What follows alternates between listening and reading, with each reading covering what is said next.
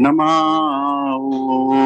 Vishnupadaya Krishna Prasthaya Bhutale Srimate Bhakti Vedanta Swami Iti Namine Namah Vishnupadaya Krishna Prasthaya Bhutale Mate Bhakti Vedanta Swami Niti Namini Namah Om Vishnupadaya Krishna Prasthaya Bhutale Srimate Bhakti Vedanta Swami Iti Namine Namah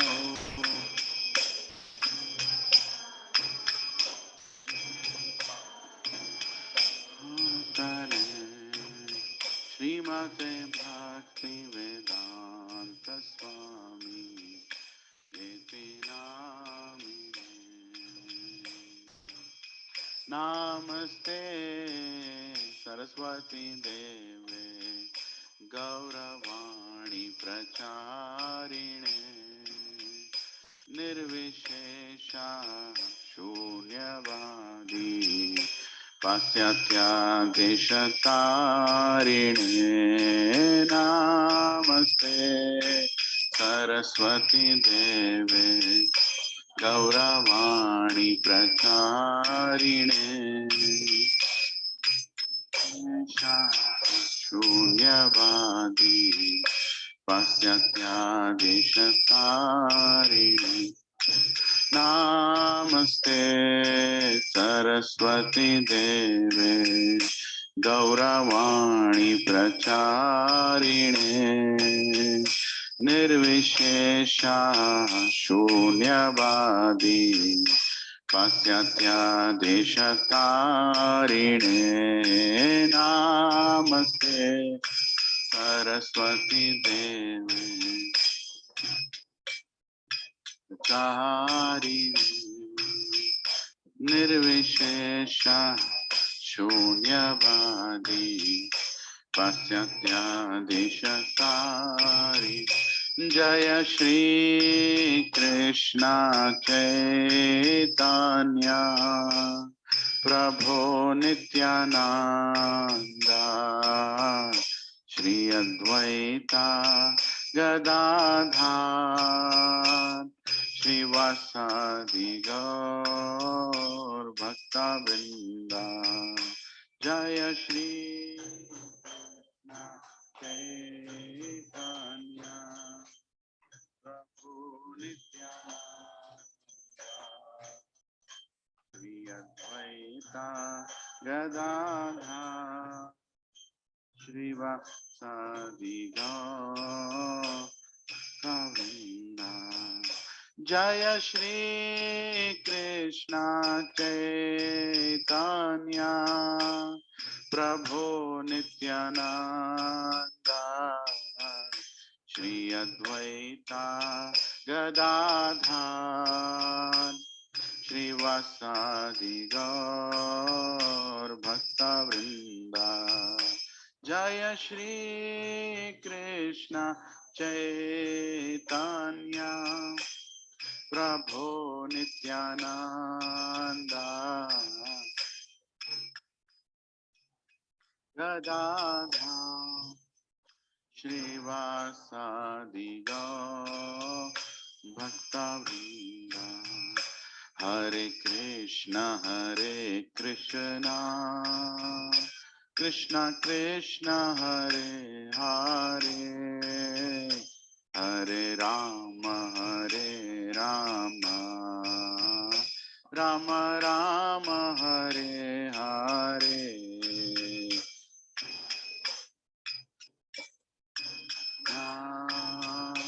Krishna Krishna Hare Hare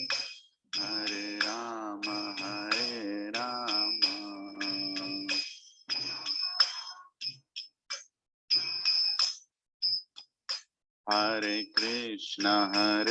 Krishna, Krishna Krishna, Hare Hare, Hare Rama, Rama Rama, Hare Hare, Hare Krishna,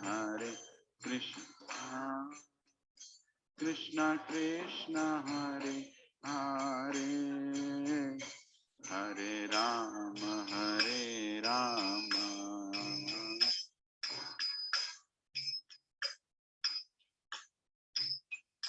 Hare Krishna, Krishna Krishna, Hare Hare, Hare Rama, Rama Rama, Hare Hare.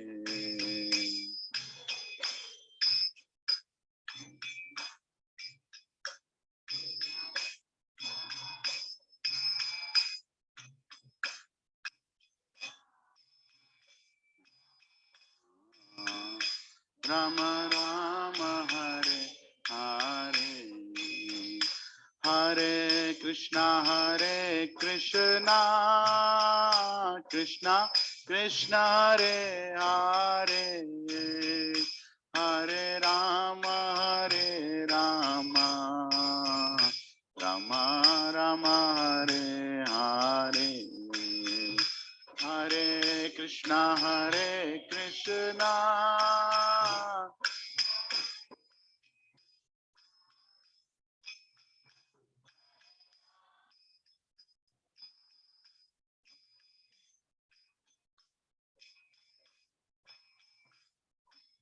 Hare Krishna, Hare Krishna, Krishna Krishna, Hare Hare, Hare Rama,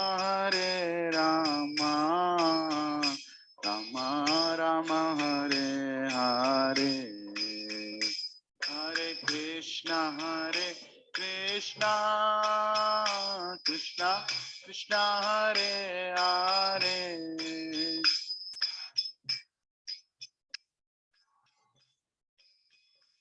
Rama Rama, Hare Hare, Hare Krishna, Krishna Krishna, Hare Hare, Hare Rama, Rama Rama, Hare Hare, Hare Krishna, Krishna Krishna, Hare Hare, Hare Rama, Rama Rama, Hare Hare, Hare Krishna, Krishna Krishna, Hare Hare, Hare Rama, Ram Hare Hare.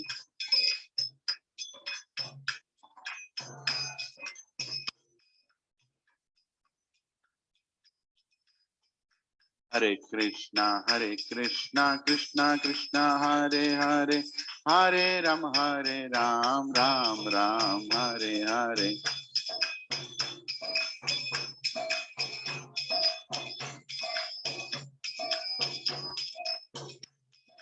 Hare Krishna, Krishna Krishna, Hare Hare, Hare Rama, Ram Hare Hare.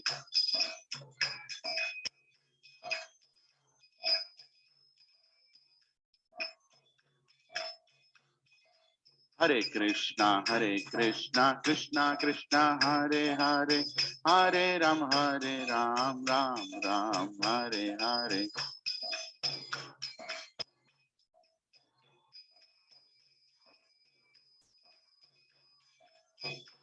Hare Krishna, Krishna Krishna, Hare Hare, Hare Rama, Rama Hare Hare, Hare Krishna, Krishna Hare Hare Hare Rama Rama Rama Hare Hare Hare Krishna Krishna Krishna Hare Hare Hare Ram Ram Ram Hare Hare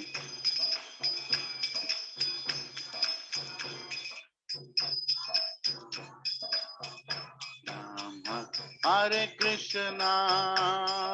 Krishna Krishna Krishna Hare Hare Hare Rama Rama Rama Hare Hare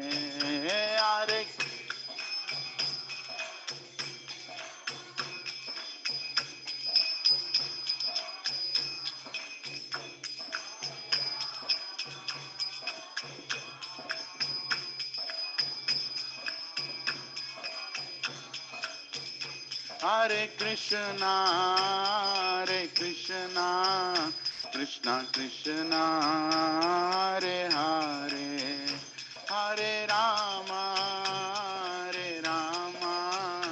Rama Rama Hare Hare Hare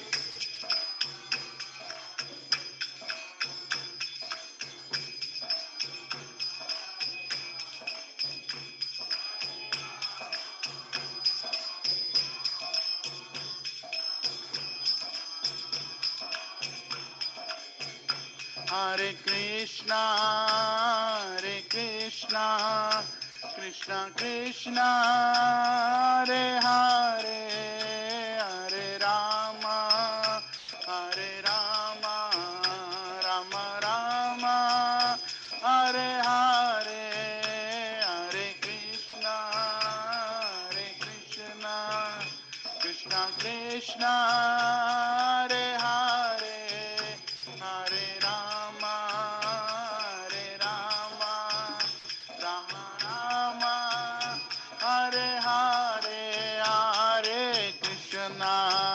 Hare Krishna Krishna Krishna Hare Hare Hare Rama Rama Rama Hare Hare Hare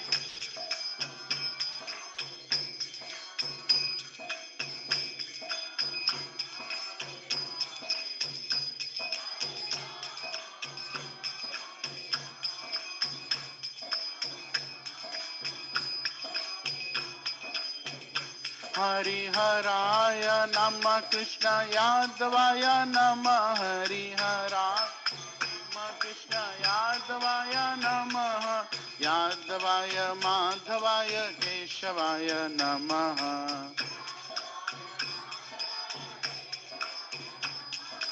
Gopal Govinda Ram Shri Madhusudana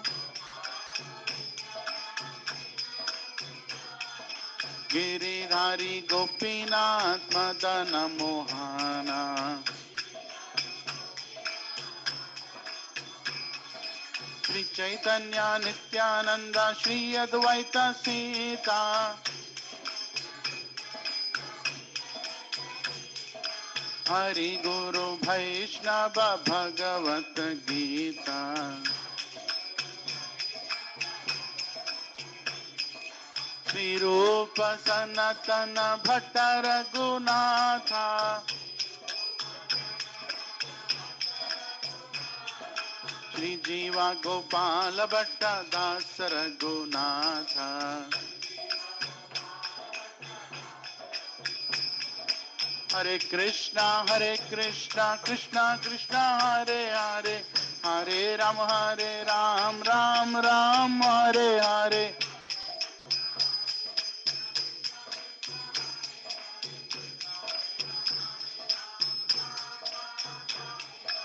Hare Krishna Krishna Krishna Hare Hare Hare Ram Ram Hare Hare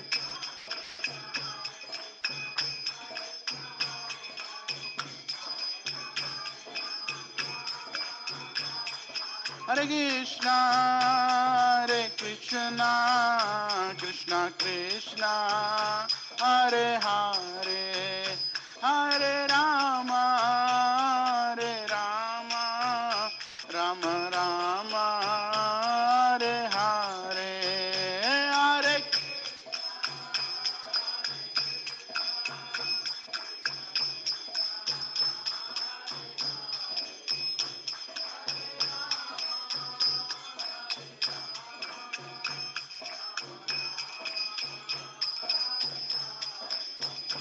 जय राधा गोपी वल्लभ राधा गोपी वल्लभ राधे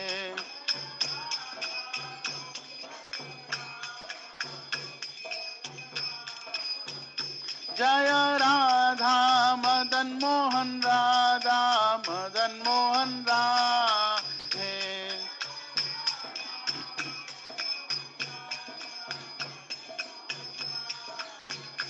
जय राधा गोपीनाथ राधा गोपीनाथ राधे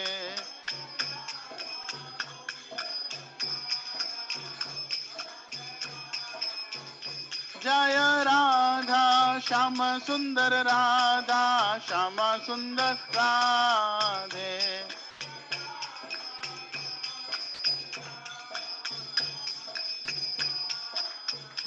जय राधा गोविंद राधा गोविंद राधे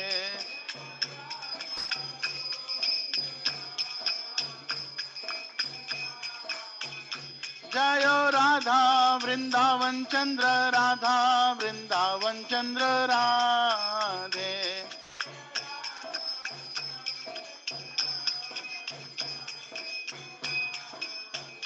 जय राधे जय राधे जय राधे जय श्री राधे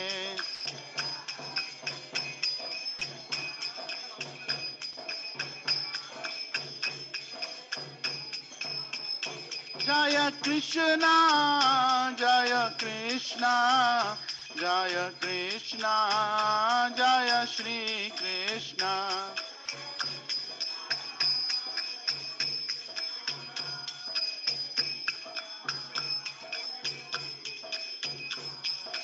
राम लक्ष्मण जानकी राम लक्ष्मण जानकी राम लक्ष्मण जानकी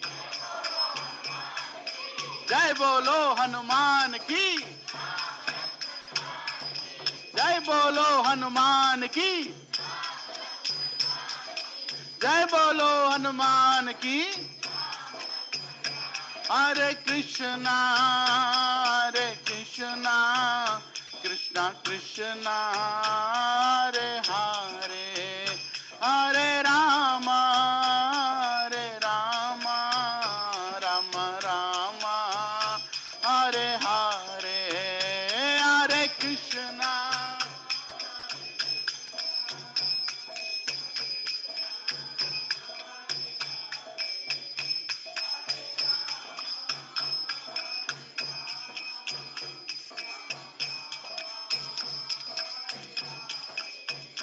जय जगन्नाथ जगन्नाथ बलदेवा जय सुभद्रा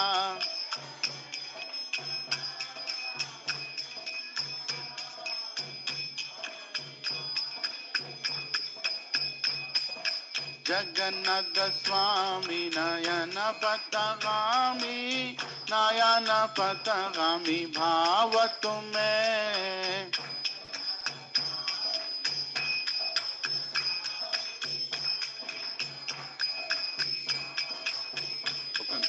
जगन्नाथ स्वामी नयन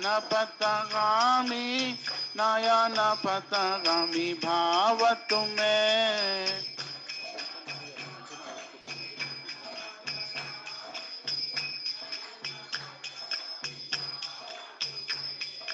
जगन्नाथ स्वामी नयन पथगामी भाव तुम्हें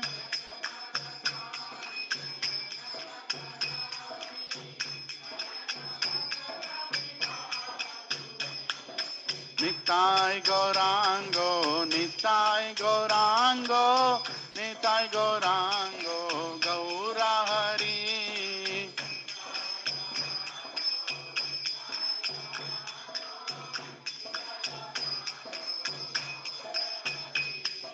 Jaya Sachinandana, Jaya Sachinandana, Jaya Sachinandana, Gaura Hari.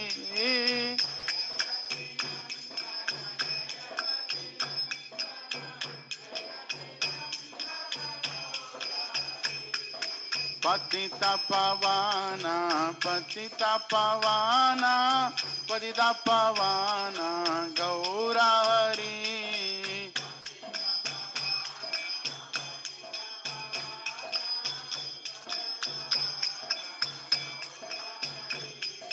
Patita Pavana, Patita Pavana, Patita Pavana, Gaura Hari.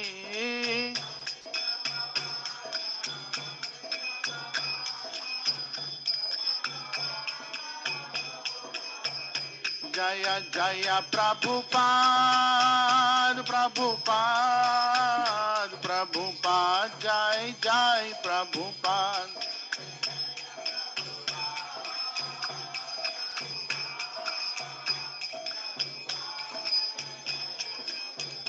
Jaya Jaya Gurudev, Gurudev, Gurudev, Jai Jai Gurudev.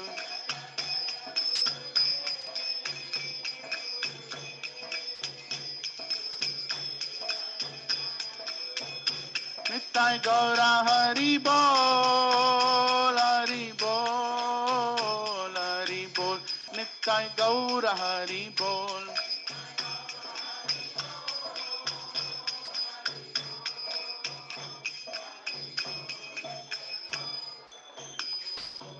Shri Sitaram Lakshman Hanuman की जय, श्री राधा गोपी वल्लभ की जय, श्री जगन्नाथ बलदेव सुभद्रा माई की जय, श्री निताई गौरंग भगवान की, ऐसी भक्ति वेदांत स्वामी श्रील प्रभुपाद की, श्रील गुरुदेव की, निताई गौर हरि प्रेमानंदे। हरि हरि बोल, हरि बोल।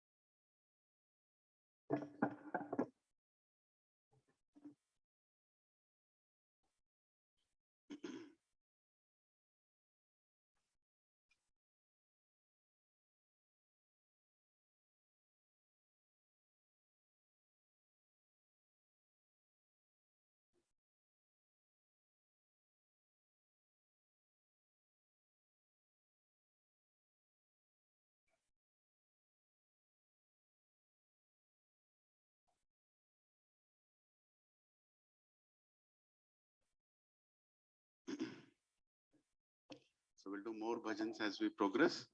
But now we'll start with some Krishna, some Ram Katha. So used to saying Krishna Katha.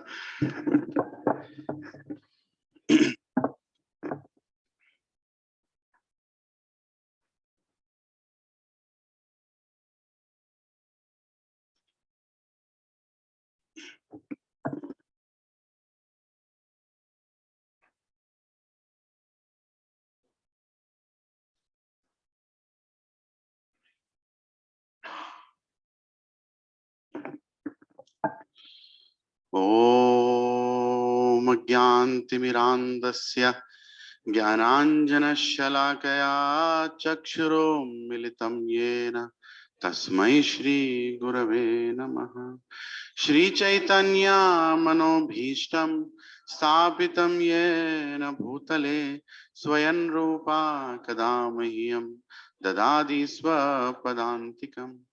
वन्देऽहं श्रीगुरो श्रीयुतापदकमलं श्रीगुरुं वैष्णवांश्च श्रीरूपं साग्रजातां सहगना रघुनाथान्वितं तं सजीवं साद्वैतं सावधूतं परिजना सहितं कृष्ण चैतन्य देवं श्रीराधा कृष्ण पदान् सगना ललिता श्री विशाखान्वितांश्च हे कृष्णा करुणा सिंधो दीनबंधो जगत्पते गोपेशा गोपिका कांत राधा कांत नमोस्तुते तप्त कांचना गौरांगी राधे वृंदावनेश्वरी वृषभानुसुते देवी प्रणमामि हरिप्रिये वाञ्छाकल्पतरुभ्यश्च कृपा सिन्धुभ्य एव च पतितानां पावनेभ्यो वैष्णवेभ्यो नमो नमः। जय श्री कृष्ण चैतन्य प्रभो नित्यानंद श्री अद्वैत गदाधार शिवासादि गौर भक्त वृंद हरे कृष्णा कृष्णा कृष्णा हरे हरे हरे राम राम राम हरे हरे। ओम नमो भगवते वासुदेवाय।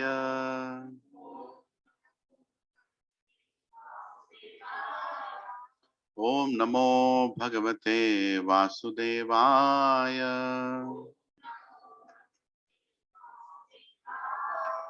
ओम नमो भगवते वासुदेवाय।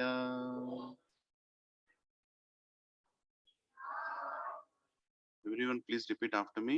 Narayanam namaskrityam naram chaiva narottamam devim saraswatim vyasam tato jayamudhirayet nashtaprayeshu abhadreshu nityam bhagavata sevaya Bhagwati उत्तम श्लोके भक्तिर्भवती नैष्टिकी कृष्णाय वासुदेवाय देवकी नंदनाय च नंदगोपकुमाराय गोविंदाय नमो नमः। नमः पंकजनाभाय नमः पंकजमालिने नमः पंकजनेत्राय नमस्ते पंकजांग्रये नमो महावदन्याय कृष्ण प्रेम प्रदायते कृष्णाय कृष्ण चैतन्य नामिने गौरत्विषे नमः। नमो ब्राह्मण्याय देवाय गौ ब्राह्मणाहिताय च जगद्दिताय कृष्णाय गोविंदाय नमो नमः। नमः ओम विष्णुपदाय कृष्ण पृष्ठाय भूतले श्रीमते भक्ति वेदांत स्वामी निति नामिने नमस्ते सरस्वद्देवे गौरवाणी प्रचारिणे निर्विशेष शून्यवादी पाश्चात्य देशतारिणे जय श्री कृष्ण चैतन्य प्रभो Nityananda Shri Advaita Gadadhara Shrivasadi Gaura Bhakta Vrinda. Hare Krishna, Krishna Krishna, Hare Hare, Hare Rama, Rama Rama, Hare Hare. Nukum karoti vachalam pangam langayate girimyat kripatamam vande Shri Guru Dinatarinam Shri Paramananda Madhavam Shri Chaitanya Ishwaram. Om pavitro pavitro va sarvavastham gatopi va yat smaret pundarikaksha sabhyabhyantaram suche. Shri Vishnu, Shri Vishnu, Shri Vishnu.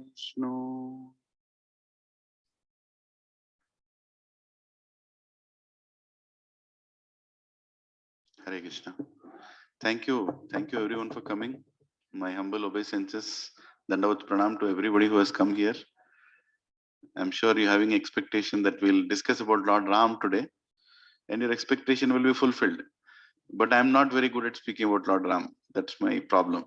I'm not good at speaking anything for that matter. But somehow my guru has taught me to speak a lot about Krishna, because I hear a lot about Krishna. So I'm going to struggle a little today to speak about Ram, you know. But how can we speak about Ram in the given time that we have, right? We hardly can speak, few words maybe or few things about Lord Ram. And today is Ram Navami, right? It's a wonderful festival where the entire world, or can I say the entire universe, is celebrating the appearance of Lord Ram, right? It's not something that we people are celebrating here. The whole country is celebrating today. And after many years of freedom, today in Ayodhya, there is a great festival, right? There are many people who have traveled from all parts of India to Ayodhya today. And we all also one day will go to Ayodhya. Who all has a wish to go to Ayodhya here? Yeah, we should go to Ayodhya. Why not? That's the appearance place of Lord Sri Ram, right? So that's amazing. So we will sing a small bhajan of Lord Sri Ram. I'm also practicing. I'm being very frank here. As I said, I'm not very good at bhajans of Lord Sri Ram. So please repeat after me. It will increase our love for Lord Ram while we go and discuss couple of stories from Ramayana, right? Few instances from Ramayana which will give us life lessons now. Ramachandra Raghuvira Ramachandra Ranadhira Chandra Raghuvira Ramachandra Ranadhira Ramachandra Raghuvira Ramachandra Ranadhira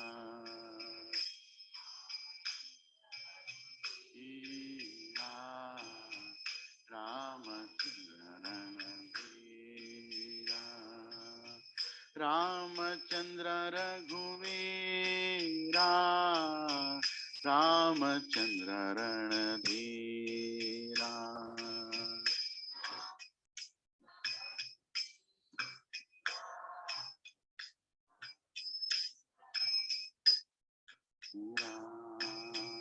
Ramachandra Raghurama Ramachandra Parandhama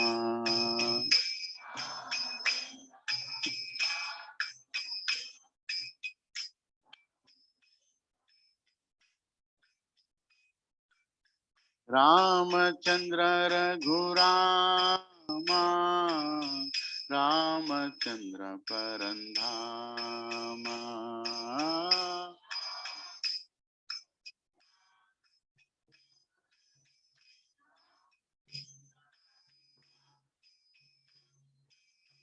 Ramachandra Raghunatha Ramachandra Jagannatha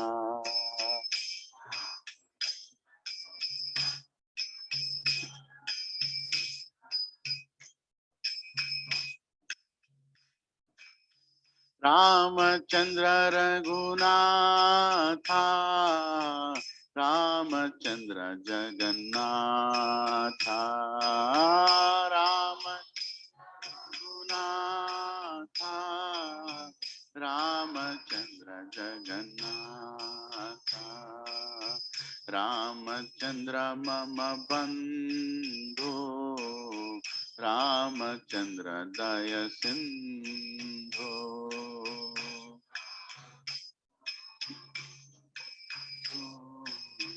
Ramchandra दय सिंधु, रामचंद्र मम बंधु, रामचंद्र दय सिंधु, रामचंद्र दम बंधु,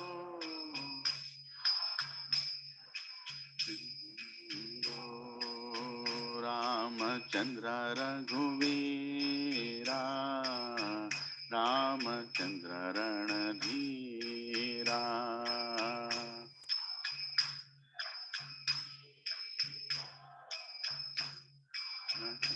रणधीरा, जय राम जय राम जय जय राम, श्री राम जय राम,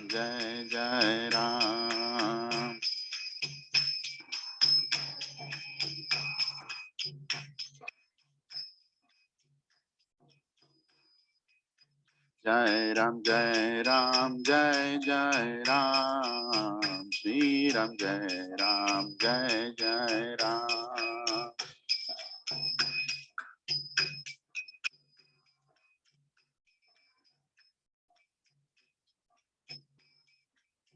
जय राम जय जय राम, श्री राम जय राम, बोलो राम जय राम, श्री राम जय राम, जय राम जय राम, श्री राम जय राम,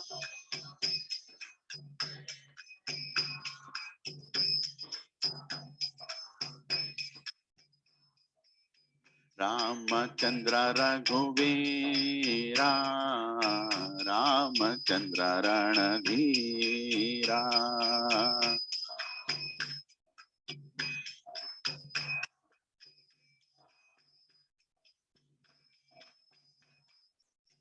रामचंद्र रघुरामा, रामचंद्र परंधामा, रामा, रामचंद्र नामा, रामचंद्र रघुनाथा, रामचंद्र जगन्नाथा,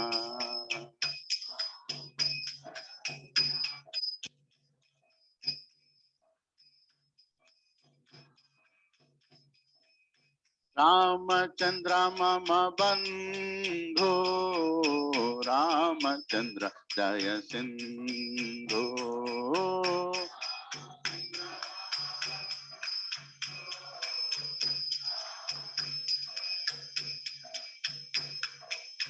हरे कृष्णा कृष्णा कृष्णा हरे हरे, हरे राम राम राम हरे हरे, हरे कृष्णा कृष्णा हरे हरे, हरे राम राम राम हरे, हरे कृष्णा कृष्णा हरे हरे, हरे Ram Ram Hare Hare,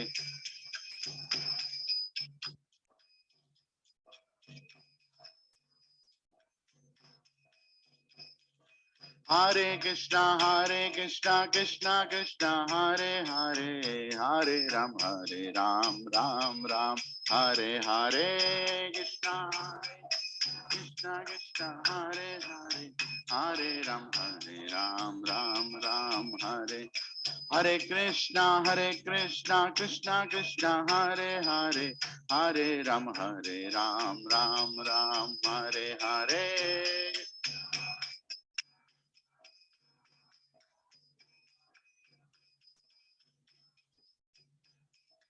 Hare Krishna, Krishna Krishna, Hare Hare, Hare Ram, Ram Ram, Hare Hare.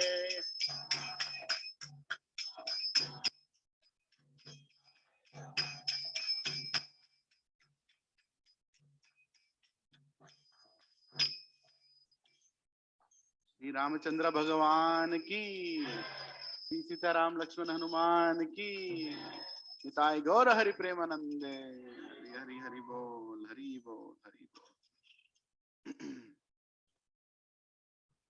Hare Krishna. Yes, so many millions of years ago, there is a history of Valmiki writing Ramayana. We all know who wrote Ramayana. The original text of Ramayana was written by Hare Krishna, was written by Valmiki himself. And after that, there were many Ramayans written in different languages. Actually, in Telugu, there is a Ramayana. There is a Ramayana in Tamil. There is a Ramayana in Malayalam. There is a Ramayana. I heard even in Farsi, right? And there is a Ramayana, somebody has written in a very colonial language, where Lord Ram was born, and that was none other than Tulsidas. And Tulsidas himself refers that my source of knowledge of Ramayana is coming from Valmiki. And of course, there is a reference of Ramayana in different Puranas also, right? Every Purana has different references of Ramayana, but the Sampurna Ramayana is there in Valmiki Ramayana. Like even in Srimad Bhagavatam, which is the final Purana written by Vedavyas, he refers to Ramayana in 2 chapters. There are more than 18,000 verses in Bhagavatam. In that, he has given around 100 verses for Ramayana. But he says, what can I speak about Lord Ram in 100 verses? Because Valmiki has taken 24,000 verses to tell about Lord Ram. Right? An entire Bhagavatam of all avatars and Krishna Leela together is 18,000 verses. Right? So Ramayana is such a vast knowledge. And in this, while Narad Muni came and met Valmiki, so Valmiki asked, what is the service you want me to do? He said, you have to write about a great person. So then Valmiki asked a question. He asked 3 questions here from Valmiki Ramayana. These are directly from the Shastra. I'm not very used to chanting these verses, so please excuse me. I have to learn. Maybe next time I'll learn. But if you all can see the verse from far away, can you read it? Can everybody read it? If I ask you to read it, yeah? So try to repeat after me. These are the questions that Valmiki Muni asked Narad Muni, right? Before even Narad Muni answered, he asked the questions, right? So because it is Ram Navami, it is very auspicious to read these verses, right? Just the very voice itself that we are using to read these verses is so auspicious, right? So let's try to read, okay? Repeat after me. Kahano asmin sampratam loke gunavan kahacha viryavan dharmagnya cha kritagnya cha satyavakyo dridhavrata. Yes, repeat after me. Who is really that person in this present world who is principled and also potential one, a conscientious one, a redeemer, and also a truth teller, and self-determined in his deed? Right? Can you think of anybody right now in 21st century, 10th of April 2022? Koi yaad aa raha hai? Who is conscientious, who is a redeemer, who is a truth teller? He would never tell a lie, right? Who would lead like that? Okay. Let's see how difficult it is going to get now. Valmiki is not going to stop there. He's going to ask further questions. He's going to ask, Charitrena cha ko yukta, sarva bhuteshu ko hita, vidwan kah kah samraddha, cha kah cha eka priya darshana. We who is conduct wise filled with good conduct, who in respect of all beings is respectful, who is adept and also the blessed one, also uniquely good to look to, right? He is uniquely looked to good to. It is explained that a person, when he has no attraction in this world, no attraction, his tongue doesn't taste anything, his skin doesn't feel anything, and doesn't want to feel. Basically, there's nothing more nice, right? His eyes doesn't see anything more attractive. He doesn't find anything attractive. There is a beautiful woman, there is a beautiful man, doesn't matter. He only sees skeletons, right? He doesn't find any attraction in this world, doesn't smell anything nice, doesn't taste anything nice, doesn't touch anything nice. He doesn't feel that there is nothing attractive in this entire world. When he sees Lord Ram, he gets attracted, right? That is Lord Ram. Meaning, he's beyond the imagination of what we can carry about any person that we have seen in our life, or any person that we can think we can see in our life. That is Lord Ram, right? So here it is. Here is being asked the question: who is uniquely good to look to? Who is that person? As soon as you look at him, you fall in love. There is no question of discussion. Dasharatha, Dasharatha and his citizens did not choose Lord Ram because he was the elder son. They chose Ram because as soon as they saw him, they fall in love, right? So let's see what other question he asks. आत्मवान को जित क्रोधो द्युतिमान कह अनुशूयक्त कस्य बिभित्यति देव च जात रोसस्य संयुगे. Repeat after me. Who is that courageous one who controlled his anger, who is brilliant, non-jealous, and even who do the gods fear when provoked to war, right? Who is that person that if he removes the dhanush and ban, even the gods fear? My God, what is happening now, right? Who is that person? Is there any person like that on the planet? Because you are asking me to write about that person, I want to know, is there any such person, right? And Narad Muni now replies, right? Reduce my, yeah, Narad Muni's answer. Let's repeat it. Ikshvaku Vamsha Prabhavo Ramo Nama Janaishruta Nityata Atma Mahaviryo Dutiman Vasi. One emerged from Ikshvaku dynasty and known to people as Rama by his name, and he is conscientious, highly valorous, resplendent, steadfast, and a controller of wise and vile, and his own senses as well, right? So he's saying there is one person who can control his senses on this planet, the one person who is completely in control of everything, right? And that person's name is Ram. He has taken birth. Now this can go on for many more verses. Actually, I just chose one verse. If you read Valmiki Ramayana, I'm sure many of you are more knowledgeable than me here. It is flowing. I thought, let me take few verses, and then I started reading, and I started reading, and I said, okay, we don't have time now. I have to stop it somewhere, because the glories of Lord Ram, when Narad Muni was explaining, it had no end to it. It had no end to it. In fact, it is explained that every scripture that we have here, we only have a partial version of that scripture. That there is a Ramayana book behind you. We have bought some books here if you want to take. So these books, how thick is Ramayana here? This thick, right? This much? How many pages? Maybe 200, 300 pages there.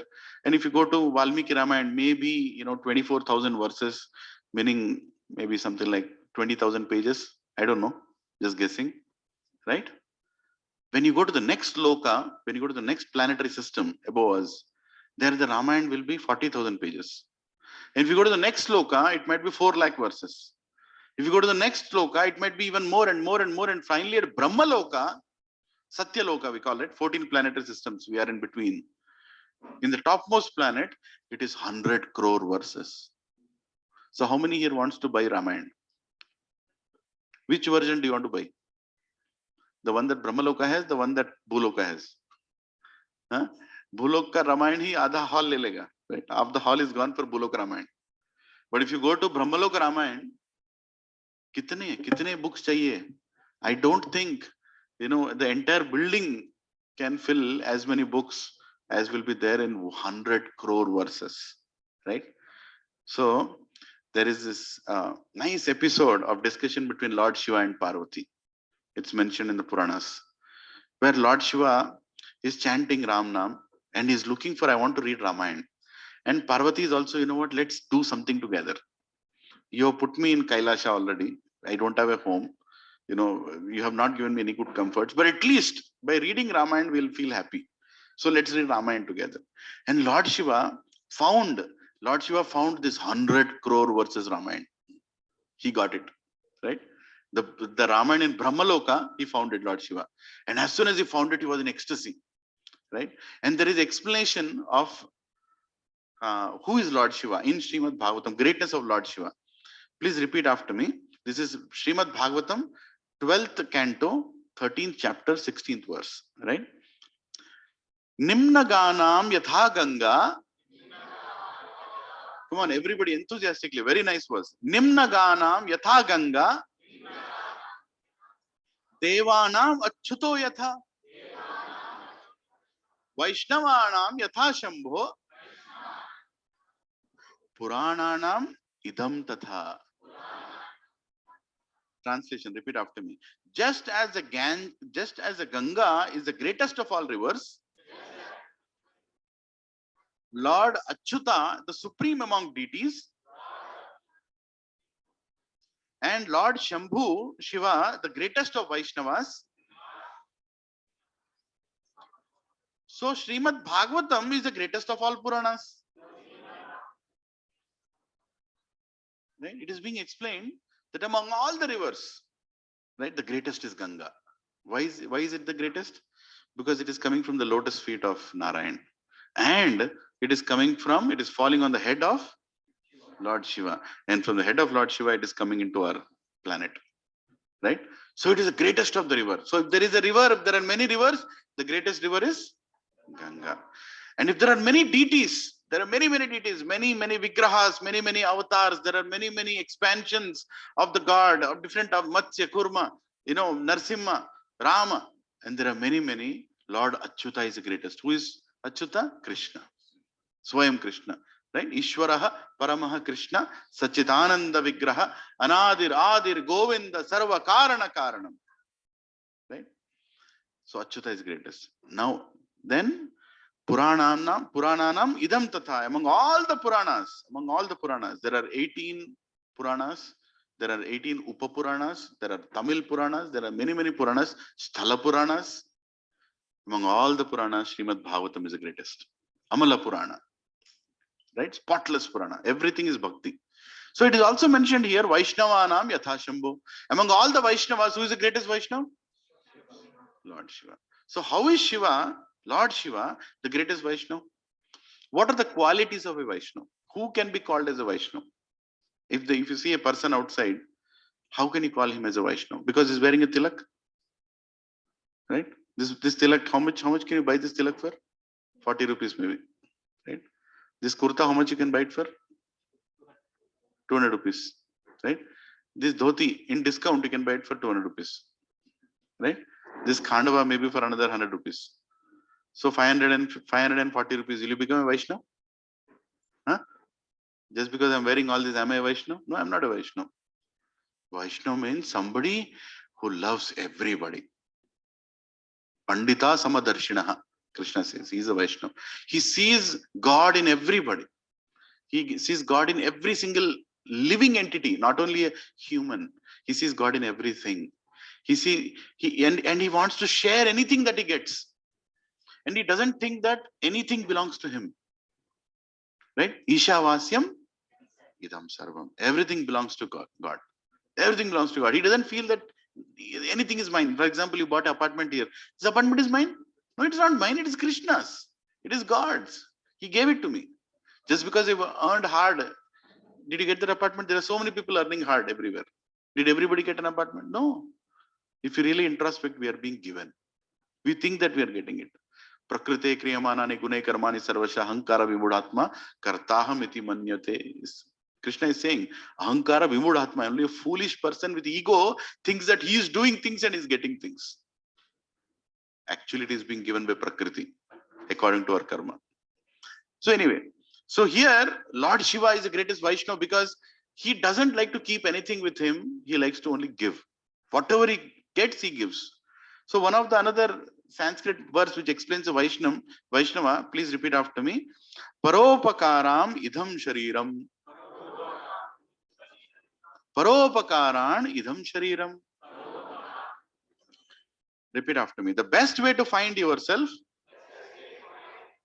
is to lose yourself in the service of others. This is actually the verse which should be taught in every school, every college, every educational institution, every office. Our life is to serve. It's not to be served. Our life is to serve. Paropakaram idam shariram. Now, Lord Shiva, he got this 100 crore verses. What is he going to do? What is the quality of Vaishnava? Paropakaram idam shariram. So Sita Ma is sitting there and Lord Shiva got 100 verses. Sorry, 100 crore verses. Just move this little thing to the top. Yeah. Somewhere here. Yeah. Right? Now he got this 100 verses. Immediately decided, I am not going to keep this 100 crore verses. So many people are suffering. So many people are suffering in this world. They don't know the glories of Lord Ram. I already know a little bit, but these people don't know. Let me distribute these glories of Lord Ram. Right? So there are upper planetary systems, middle planetary systems, bottom, below. What is the upper planetary system name? What is the middle planetary system? What is the lower planetary system? No need to tell. We don't want to go there. We don't want to even name it, right? Who wants to go to Patala? We don't want to go to Patala, right? So here, what is happening here is, as soon as he got this 100 crore verses, Lord Shiva wanted to distribute them, right? And how much did he distribute? 33 crore to the upper planetary system, 33 crore to the middle planetary system, 33 crore to the lower planetary system. So how many verses are left? Any mathematician here? 1 crore verses are left, right? So he got 1 crore. Lord Shiva had 1 crore. Now Parvati is saying, okay, I know you are Paropakaram idam shariram. I know you are a Vaishnava. You have given your 33 crore, 33 crore, 33 crore, abbas karo. Now we are going to read this 1 crore verses together, right? We want to read about Lord Ram. And then Lord Shiva's problem. What is his problem? Paropakaram idam shariram. He looked at that 1 crore verse and said, no. I think a little more I'll give. So again he distributed 33 lakh, 33 lakh, 33 lakh. Now Parvati is saying, bas karo ji, abhi humko bhi padna hai. We also want to read. So then how much is left now? 1 lakh is left, right? So 1 lakh verses is good. No, Parvati said, I think whole month we can read now, right? But Lord Shiva, again the problem is Paropakaram idam shariram. No. I can't keep 1 lakh verses like this. I have to give this. Look at these people in Gachibowli and Madhapur. I have to give verses. These people have to read. These people don't have any time. मर रहे हैं office में काम करके, Infosys, Wipro, Microsoft, पता नहीं. इनको देना ही पड़ेगा, है कि नहीं? परोपकारम idam shariram. क्या किया? 1 lakh verses को 33,000. How much is left? 1,000 is left, right? Now Parvati is like, hey ji, कुछ तो अपने लिए रखो, right? You have not given me a house also. You are keeping me on mountain, right? At least let us have this 1,000 verses. 1,000 to, matlab every week we can read 1,000 verses. Let us read. But there is a problem. What is the problem? Paropakaram idam shariram, right? Immediately he said 33, 333, 333, 333. दे दिया, खत्म. कितना बाकी रहा? How much is left? Somewhere it will jump and come. 1 verse is left. Now Parvati is like, hey ji, bahut ho gaya. Even I am your wife, right? I can expect at least 1 verse to be kept by you. It is for our family. We can read this 1 verse. But there is a problem. That 1 verse has 32 words. And Lord Shiva is looking at that 1 verse. 32 words. Parvati, kya karenge 32 words ka hum log? 32 words we can read. No. Paropakaram idam shariram. Kya kiya? 10 दे दिया. Another 10, another 10, another. Lower planetary system, upper planetary system, middle planetary system. How much is left? 2 words. 2 words are left. That's all. He got 100 crore verses. Left with one verse, he had 2 words now, and the 2 words are Rama. And then Lord Shiva told Parvati, what need is there if there are 100 crore verses? Now I will constantly chant this holy name, Rama. Can we all tell? Rama, Rama, Rama, Rama, Rama, Rama, Rama, Rama, Rama. Right? He started chanting. And even now, Lord Shiva is sitting in Kashi. He's sitting in Kashi. He's holding a bead in his hand. What is he chanting? Ram, Ram, Ram, Ram, yeah, Ram, Ram. And anybody who lives his life in Kashi, anybody who goes and leaves his body in Kashi, what is Lord Shiva's promise? I will come personally to your body, and in your ear before you die, I will chant what? Ram. Right? That is why Vaishnavanam Yathashambhu. There is no greater Vaishnav than Lord Shiva. And even now, he is a Kshetra Palak. He is a Kshetra Palak of all the Vishnu avatars. Any temple, you see, any Vishnu temple, 4 directions there will be Shiva temples. And we cannot access Lord Vishnu unless we go to Lord Shiva. Very simple. When you go to Tirupati, actually you should go to Kalahasti first. Go to Kalahasti, take the permission. Vaishnavanam Yathashambhu. Then he'll say, okay, now we can go to Tirupati. Right? So that is, and he wants to give Narayan to everybody. That is his most dear activity. Right? Now, there are many lessons that we can learn from Ramayana. Many lessons. Actually, a lot of people think that Ramayana is a story in which, Sita got kidnapped and Ram went and brought her back and they united and that's it. That's all it is. But when Acharyas speak about Ramayana, when Acharyas, they discuss about the Leelas of Ramayana, they discuss one Leela for weeks. Just one small Leela in the whole Ramayana, they discuss for weeks. And how many lessons we get out of it. So today we are going to attempt few lessons, couple of lessons, which we can apply even our life in this 21st century. Right? Is that okay? Yeah, Hari Bol, Hare Krishna. Yeah, the first lesson we're going to discuss is don't judge without understanding. How many of us here judge people without understanding? Right? Without understanding, right? Before giving a benefit of doubt, we immediately judge people.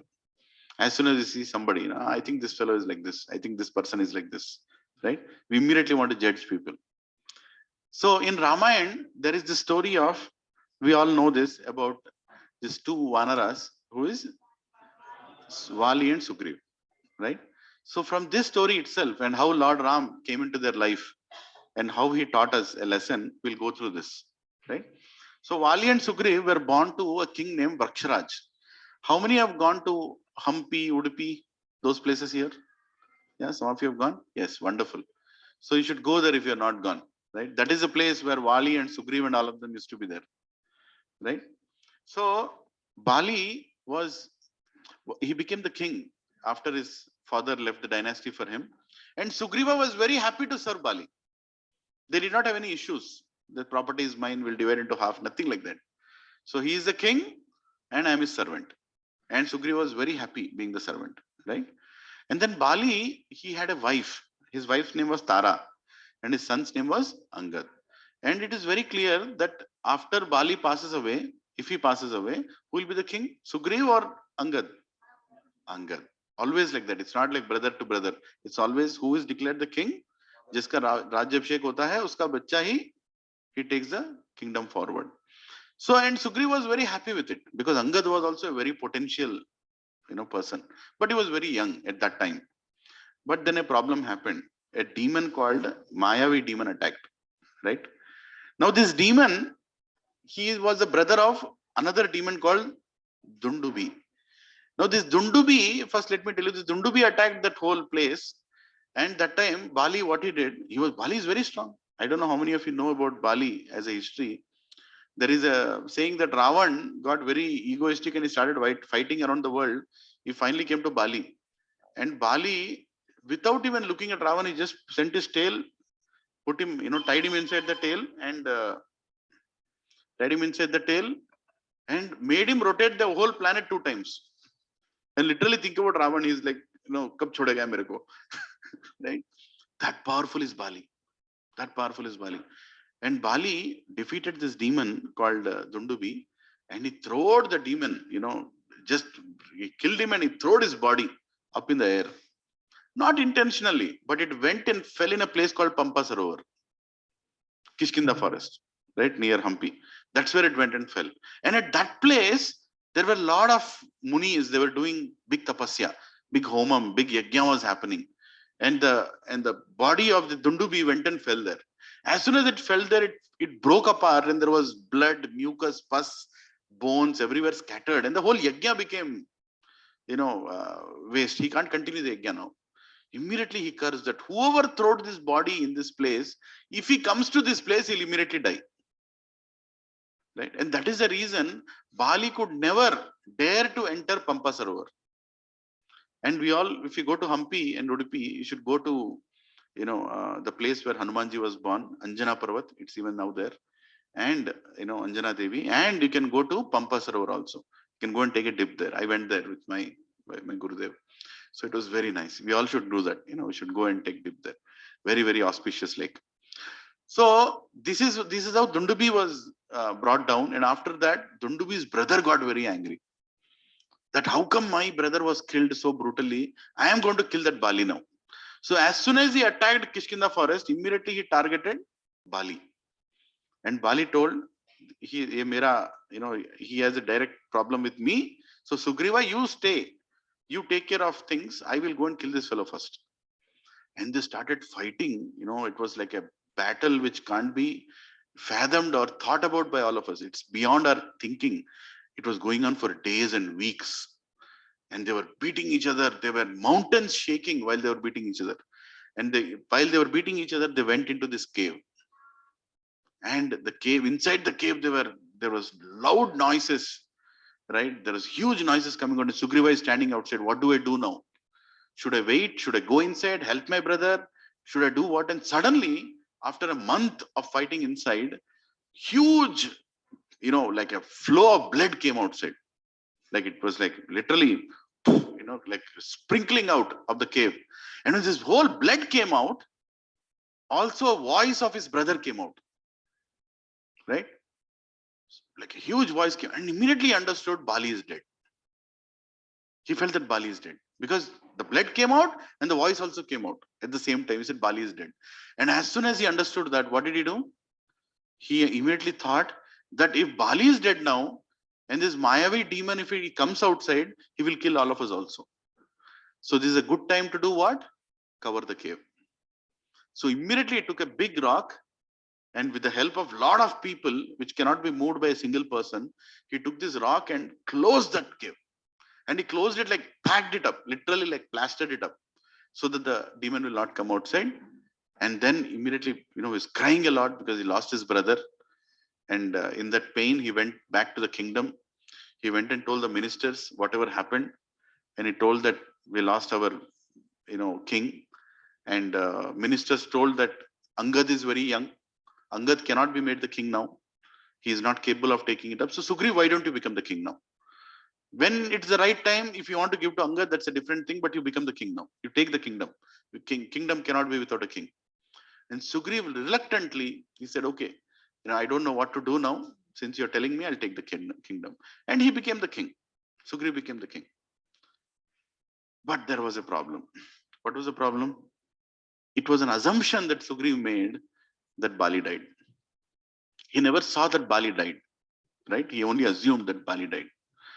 Then, when Sugriv became the king and he was on the throne, after a few days, actually Bali came out. And what did Bali see? As soon as he killed this demon Mayavi, he saw that the whole cave is nicely closed. Now, cave cannot be closed like that by natural ways, right? It's not like a wind came and the stone rolled and it went and closed the cave. It is not like that. It looks to be properly planned. Then Bali got it out. Looks to be a conspiracy, right? This did not happen naturally. Somebody has made it happen. So then he started thinking. Then first he has to come out of the cave. With a great difficulty, he opened that the door. It was not possible for a normal person to do it because it was a huge, like almost a mountain was blocking that cave. Because he was Bali, he could push it for days and days and days. He opened it, and then he came. Already he was angry, right? He was angry that who closed the cave? I was killing the demon inside. Instead of supporting me, somebody closed the cave. This is nonsense. I'm not going to leave that person. So with a lot of anger, he came outside, and then he went to the kingdom. And what did he see? Sugriva is sitting on the throne. And in those days, there is in the Vedas it explained that if a brother dies, the other brother, elder brother dies, the younger brother can take over the house and the king, and even the wife, even the children, he has to adopt. Literally, he has to take care of everybody. That is how the culture was. In Kali Yuga, it doesn't work like that, but that is how it was, right? He had to take care. So immediately, as soon as Bali came out, he saw Sugriva, and he also saw his wife and Angad, everybody sitting in the palace. So immediately, what did he feel? This fellow has conspired. He wanted to be the kingdom. He wanted to enjoy my family. He wanted to enjoy the wealth. I am going to kill him. And Bali was not an ordinary person. Ravan, he put him in his tail and went around the planet. What can you think of Bali? He was so angry. His eyes were filled with blood. And as soon as Sugriv rushed towards Sugriv to kill him, and Sugriv wanted to actually go and hug that, oh brother, you're alive, you have come back. But looking at his eyes, he ran. He understood Bali is not in a mood to discuss now. He's going to smash. He's going to kill me right away. There is no scope of discussion. And that is a mistake Sugriv did. That he felt so scared, he ran out. And as soon as he ran out, what confirmation did Bali get? He only conspired. Because if he is innocent, he would have stayed and told. But did Bali give the chance for him to speak? No. His attitude was as if, if you're not going to listen to me, I'm going to kill you, basically. There's no discussion. Right? That's what happened. So Sugriva announced, priest told the minister, he became the king, but Bali came, immediately went on for fighting, and Sugriva ran away. Right? Another mistake that Bali did is return to the kingdom to see his brother on the throne. He raged, meaning he immediately became angry. Right? And another mistake he did is looking at Bali's anger, Sugriva immediately ran. So two mistakes happened. So when we also in our life, when we are angry, do we give an opportunity for the opposite person to explain? Right? Something inappropriate happens. Somebody must have done something.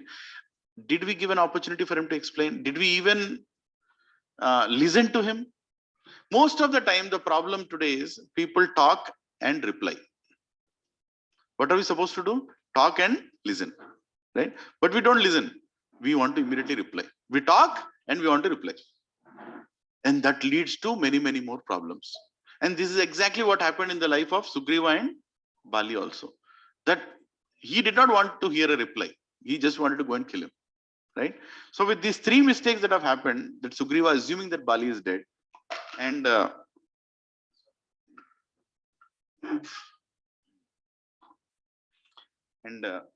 Bali assuming that Sugriva was conspired the whole thing, right? There was an enmity that came between both the brothers.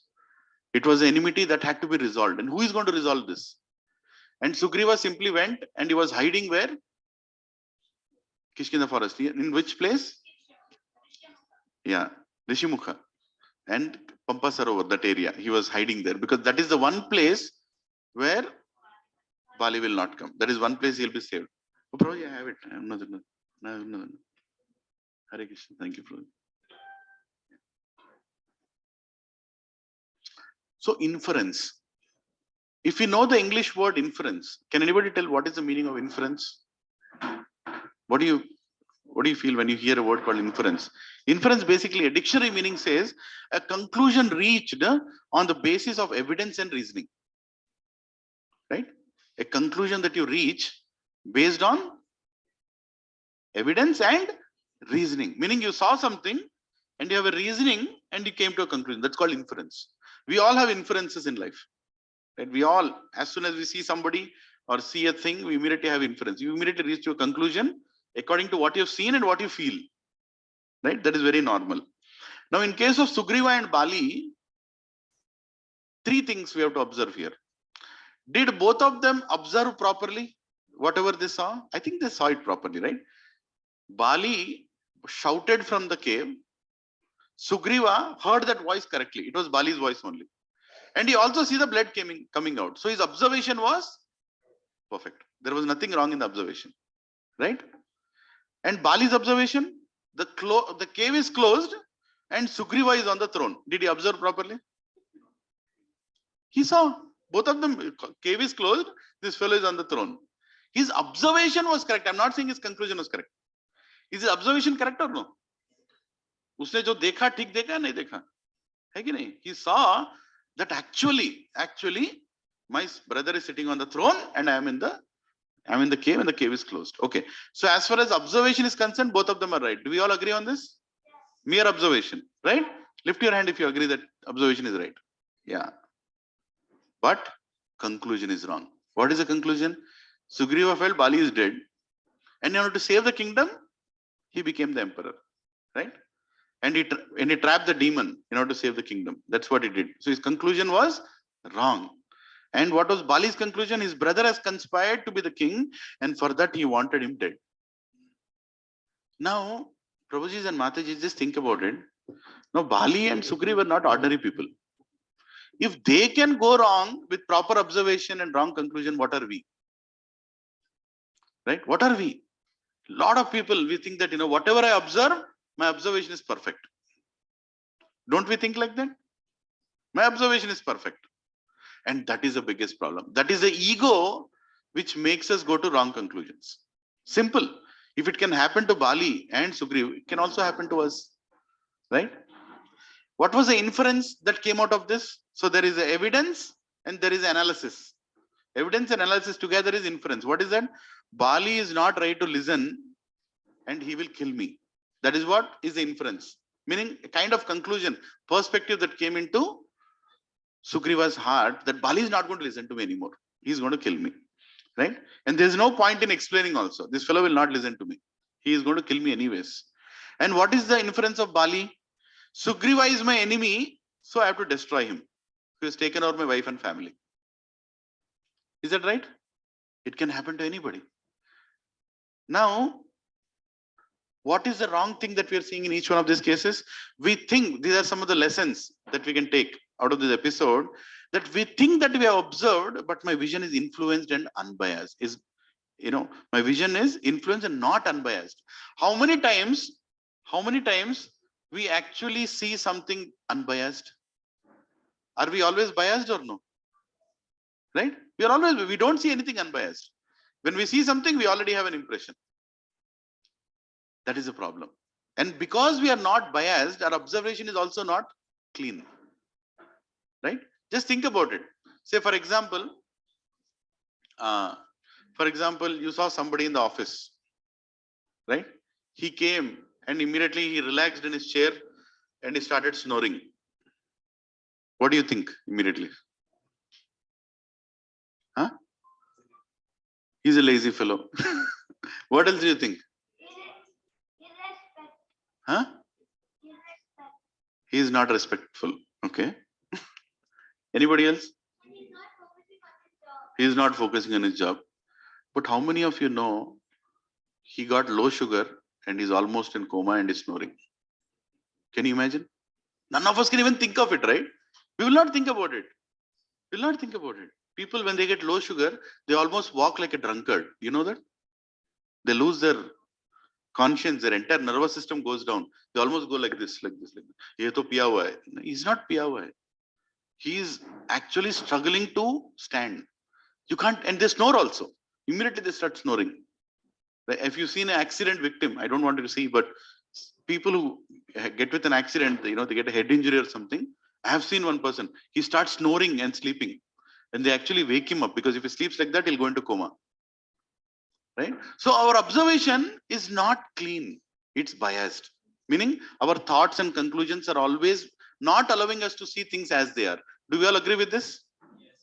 Something is pushing us to, I'm not saying what we are seeing is wrong, but not totally right. We are kind of biased somewhere based on our impression. Do you all agree with this? Yes. Second lesson, wrong conclusion. Our conclusions are mostly self-centered and favorable to our needs and egos, isn't it? Is there anyone here who has concluded? Nana, can you not talk here, please, if you don't mind? Yeah. So, has anyone here concluded anything which has brought pain to you? In life, you have concluded something, and after that, you felt a lot of pain. Did you conclude like that? No. We always conclude in a way which is very convenient for us, which is, which satisfies our ego, where we feel that we are right. Isn't it? There is a fight that happened, husband and wife. And the conclusion, husband will come in such a way that ultimately he feels that I'm the winner. Right?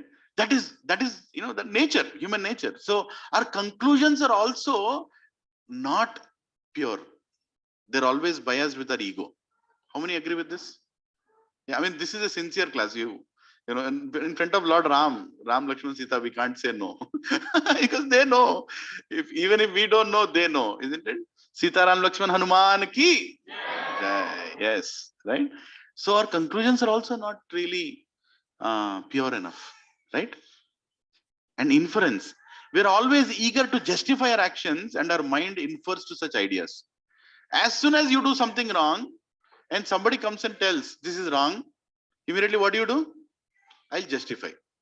Mere paas reason hai. I have the reasons. Immediately I'll justify. Right? Wife made upma in the morning. It got burnt. Husband says, Yende kaal chesnavu. Immediately justification. Natappa. Right? Mera galti nahi hai wo. That fire suddenly came out more. I don't know. Or you forgot your towel. I came to take your towel. Upma got burnt. No, something she'll tell. She'll never tell that. Evandi, kshaminchandi, mistake chesanu. Next time. Did you hear anything like that?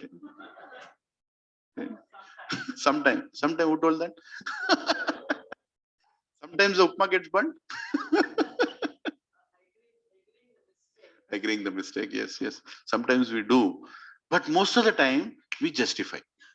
Justification is a natural activity, and justification is an act of mind. Is not an act of intelligence. We immediately want to justify, right? Mind always wants to find some reason to support us, but intelligence says no, don't do that. You're wrong. Admit. But we'll never admit. That's why people say we should control our mind. Mind is not our friend. Mind is our enemy. Intelligence is our friend. If everybody does anything your mind says right now, can we all sit together? Right now, my mind is saying something. If I tell all of you, you'll throw me out of this window. That crooked the mind is. Mind always keeps telling some nonsense. Something it will tell, right? But we don't follow the mind. Do we follow our mind all the time? We don't follow our mind all the time. We immediately tell the intelligence, aisa khayal kaise aaya? No, I should not think like this. How many of you have got a thought? After getting that thought, you felt embarrassed. Why did I get? Did anybody get that thought like that? Any time in your life? Yeah, sometime in your life? Your Lord Ram is here. We all get such kind of thoughts, right? But through our intelligence, we control those thoughts, right? So, three things happened here. Observed, judged, and condemned. Bali observed, he judged, and he condemned. Sugriva observed, he judged, and he get condemned.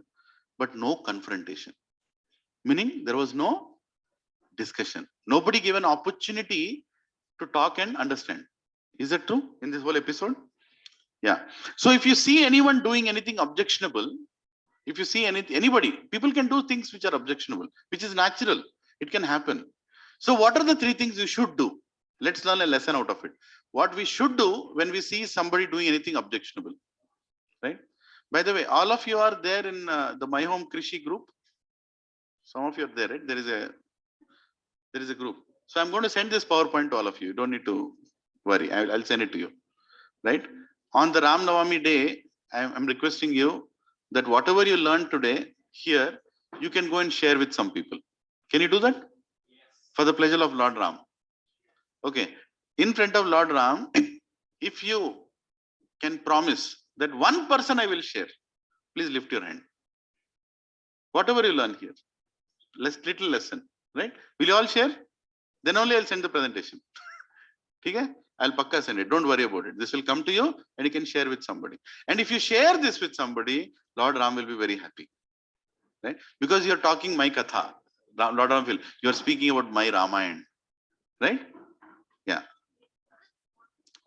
Yes, Mataji, yes. Yes. Yes. Yes, that's true. But he got too scared of his brother.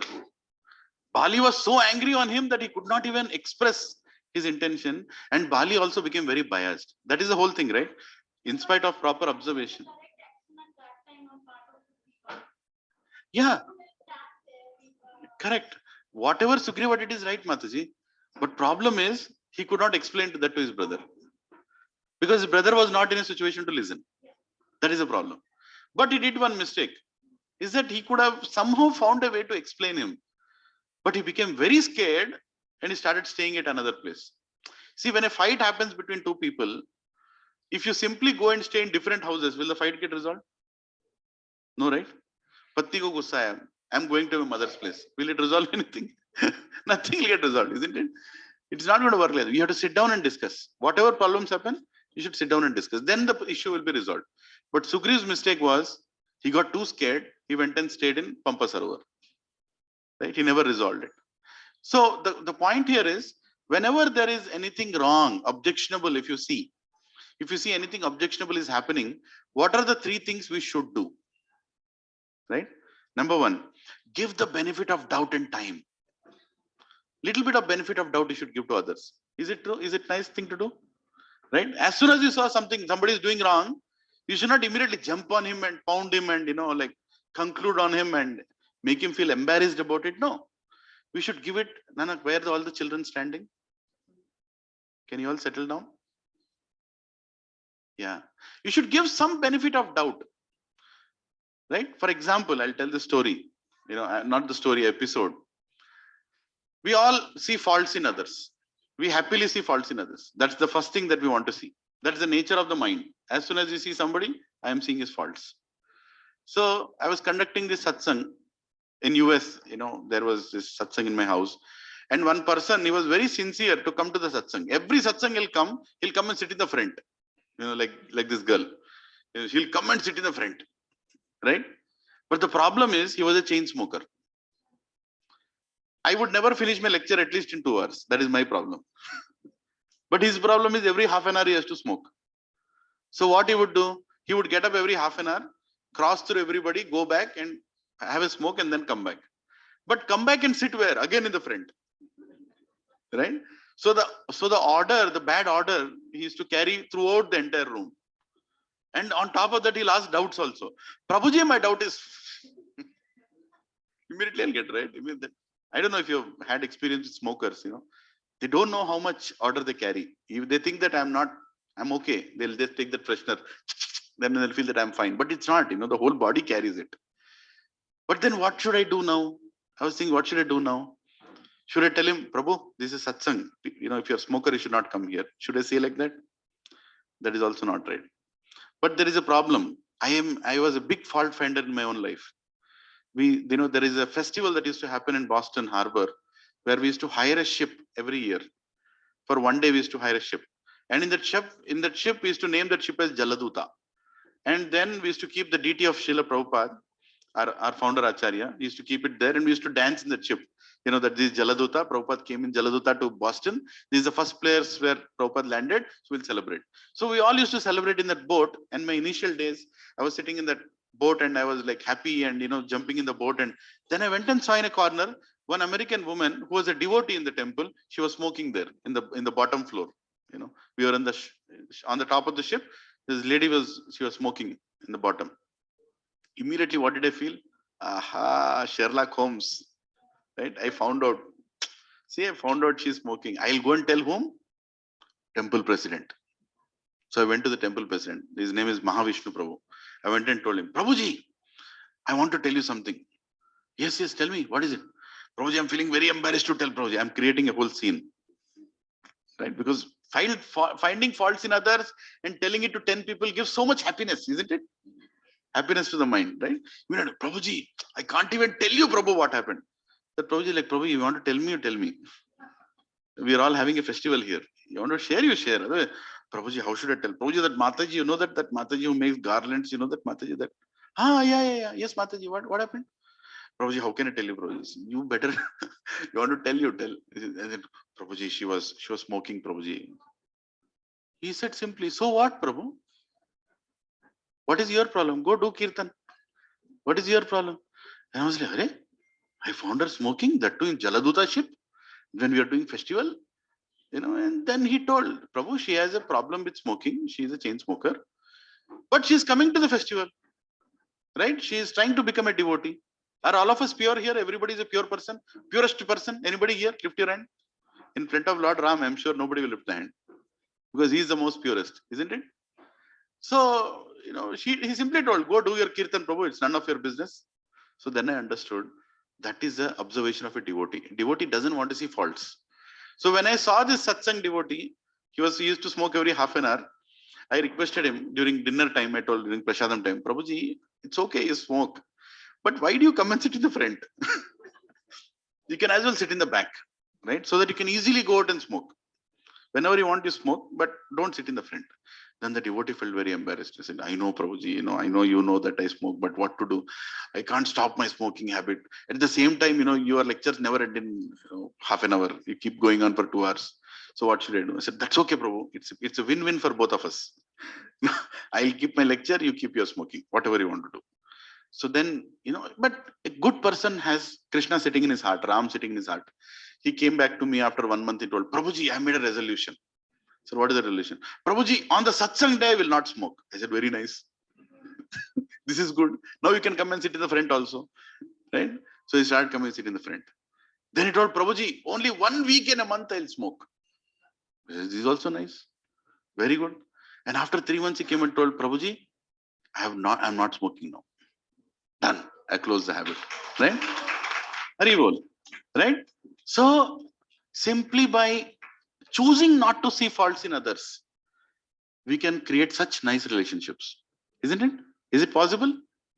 Yes, right? By not judging people and pounding on them and saying, this is bad, this is nonsense, this is just accommodate each other. We all together can make it work. Isn't it? So that's like give benefit of doubt. So as soon as you see something bad, as soon as you see somebody doing something objectionable, what is the first thing you'll do?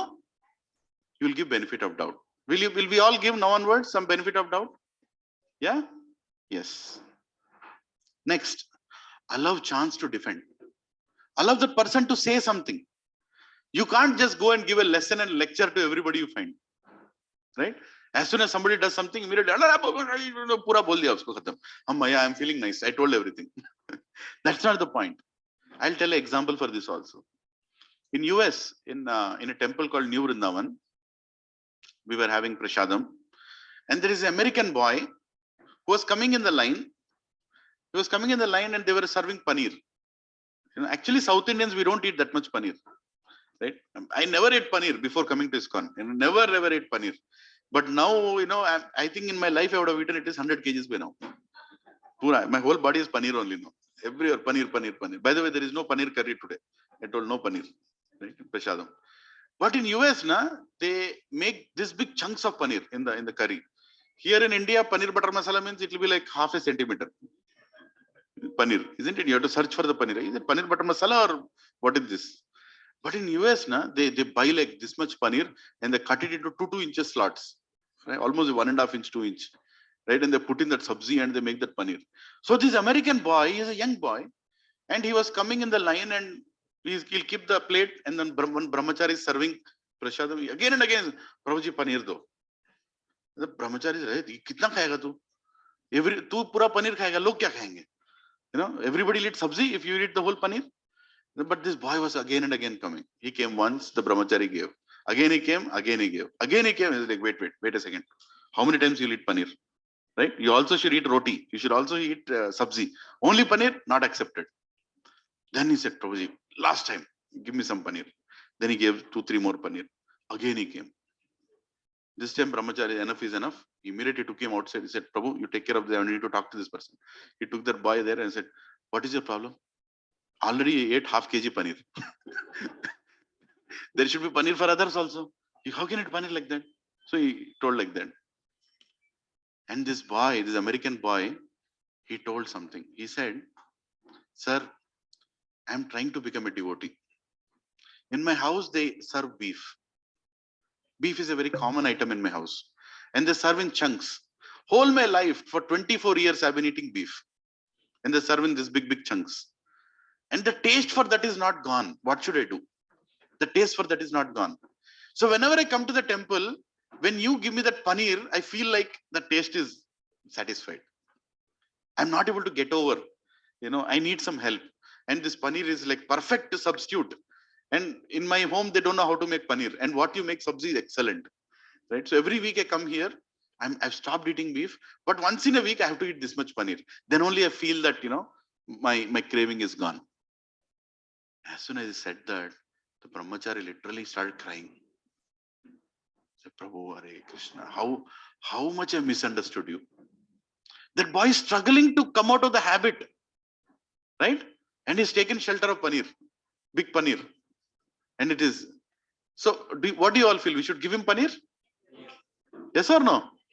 Yes. And immediately the brahmachari told, Prabhu, next week, if you come to temple, meet me behind the temple. I'll give you 2 kg paneer. Eat. Jitna khana utna khao. Get rid of that habit of whatever you're eating, but I'll give you paneer. Right? So what did he do? He gave an opportunity for that person to defend himself. Isn't it? So whenever somebody is taking prasadam, somebody takes a little more of something, immediately don't judge. Hey, itna zyada kyun le raha hai? No, he has his weakness. Kya karega? He has his weakness. Something happened. He wants to eat. Maybe that is the best meal of the whole week for him. Who knows? Right? Even Steve Jobs, he told when he was broke in US, he used to go to ISKCON temple and have 1 meal a day. And that was his best meal a day. Steve Jobs. He told it in a speech. Right? So we never know what people are asking for, why they're asking. So judging people is not a good idea. Is that a good idea? No. Right? So we should allow them to respond. And the third lesson we can learn is see from their shoes. Whenever somebody does something wrong, put yourself in their shoes and then comment. But we are always in a hurry. We immediately comment, how can you do like this? How dare you do like this? I'll tell an example for this. When founder Acharya of ISKCON, Srila Prabhupada, is a pure sannyasi from Vrindavan, in his 70-year-old, he went to US, and his brother, one of his disciples, she went to a shop in US, she went to some Indian, I'm talking about 1965. She found a small, funny looking doll like this. So immediately she bought that and she came and gave it to Prabhupada. Saying that, Prabhupada, Swamiji, what is this? She immediately Prabhupada looked at it. It is a deity of Jagannath. Right? This small deity of Jagannath, like a keychain deity. Immediately saw that. It was like, wow, Krishna has come to America. It is Jagannath. Immediately he asked his disciple, did you see one brother and sister also beside? Because Jagannath always comes to Jagannath, Baladev, Subhadra.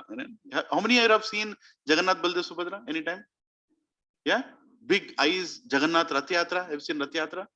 In that Lord Krishna comes as Jagannath. Yeah? So he has a brother and sister also. Jagannath, Baladev, Subhadra and Sudarshan. Immediately Prabhupada told, can you go and search in that shop if there are 2 more? Because the American girl doesn't know anything. They have never heard of Krishna or Jagannath. So she went running and she actually found Subhadra and Baladev also. Then Prabhupada looked at 3 of them, immediately kept them on a table, and Prabhupada did Dandavat Pranam to Jagannath. He said, Jagannath ji, you have come to US now. Now you have given me a service. What is the service? I have to make a big deity. So that girl's husband, his name is Sham Sundar Prabhu. That girl's name is Malati Mataji. They're all named into Vaishnav names, but they're actually Americans. So Sham Sundar Prabhu was a carpenter. And this Prabhupada, what he told, Sham Sundar Prabhu, can you carve this deity into a big deity? Can you make it into a big deity? And he said, yeah, I can do that. I'm a carpenter. I can do it very nicely. He said, how many days it will take? It will take 1 week. So he gave those 3 and Sudarshan, he took it there and he said he's carving it.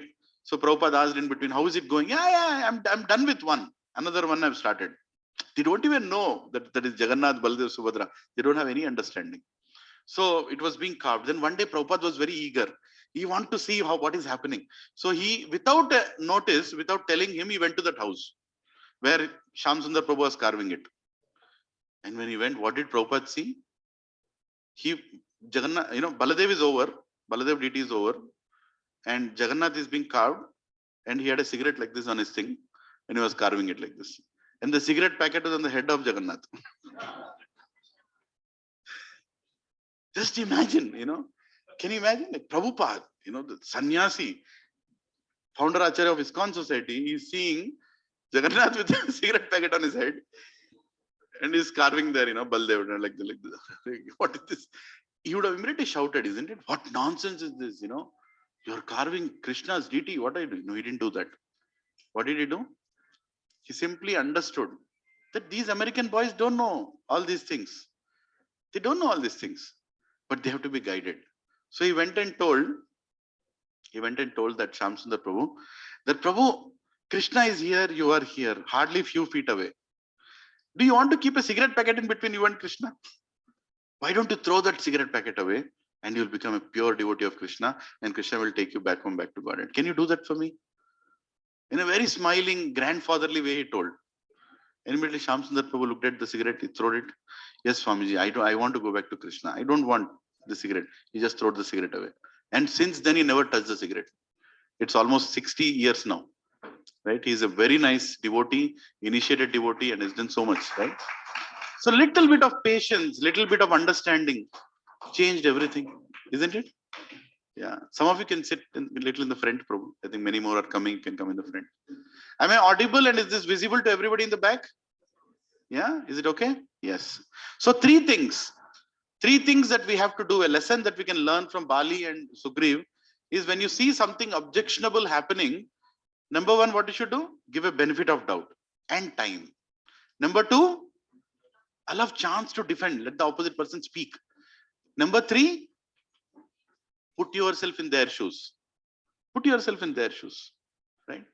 Once I used to live in my home Jewel. When I returned from US, I used to live in my home Jewel, and I used to live in Pearl Block, right? And right beside the Pearl Block is the swimming pool. And I came in the balcony, and it was like second or third day in that complex. How many have lived in my home Jewel here? Anybody? Yeah, you know what I'm saying, right? So there is a swimming pool on that side. So there is there are like one Mataji and one Prabhuji, and they were wearing something very uncomfortable, and they were going to the swimming pool. As if they are coming out of swimming pool, they're going to the swimming pool. I looked at them, my God, what is this? But immediately, my father was standing beside me, said, they must be US returned, or they must have been brought up in US. They don't know the culture here. I said, yeah, that's right. See, always we have to give that benefit of doubt. Immediately, we should not, find faults in people, right? Everybody changes when you come into association, isn't it? When you come into association, you change a lot of things in you. It's very much possible. So here, Lord Ram came into the equation. What happened? Sugriva found Lord Ram, and he explained the whole story of Bali to Lord Ram. He told Lord Ram, he has taken my wife also now. Bali has taken my wife also. He is so angry, he wants to kill me. He's keeping my wife and my children, and he has taken the whole kingdom. I am sitting outside. I don't have even a proper place to stay. He told the whole case. Then Lord Ram immediately told, I am going to resolve this problem. You are going to help me, and I am going to help you. Right? And Bali and Lord Ram decided, after hearing the whole case, Lord Ram decided that Bali needs to be killed.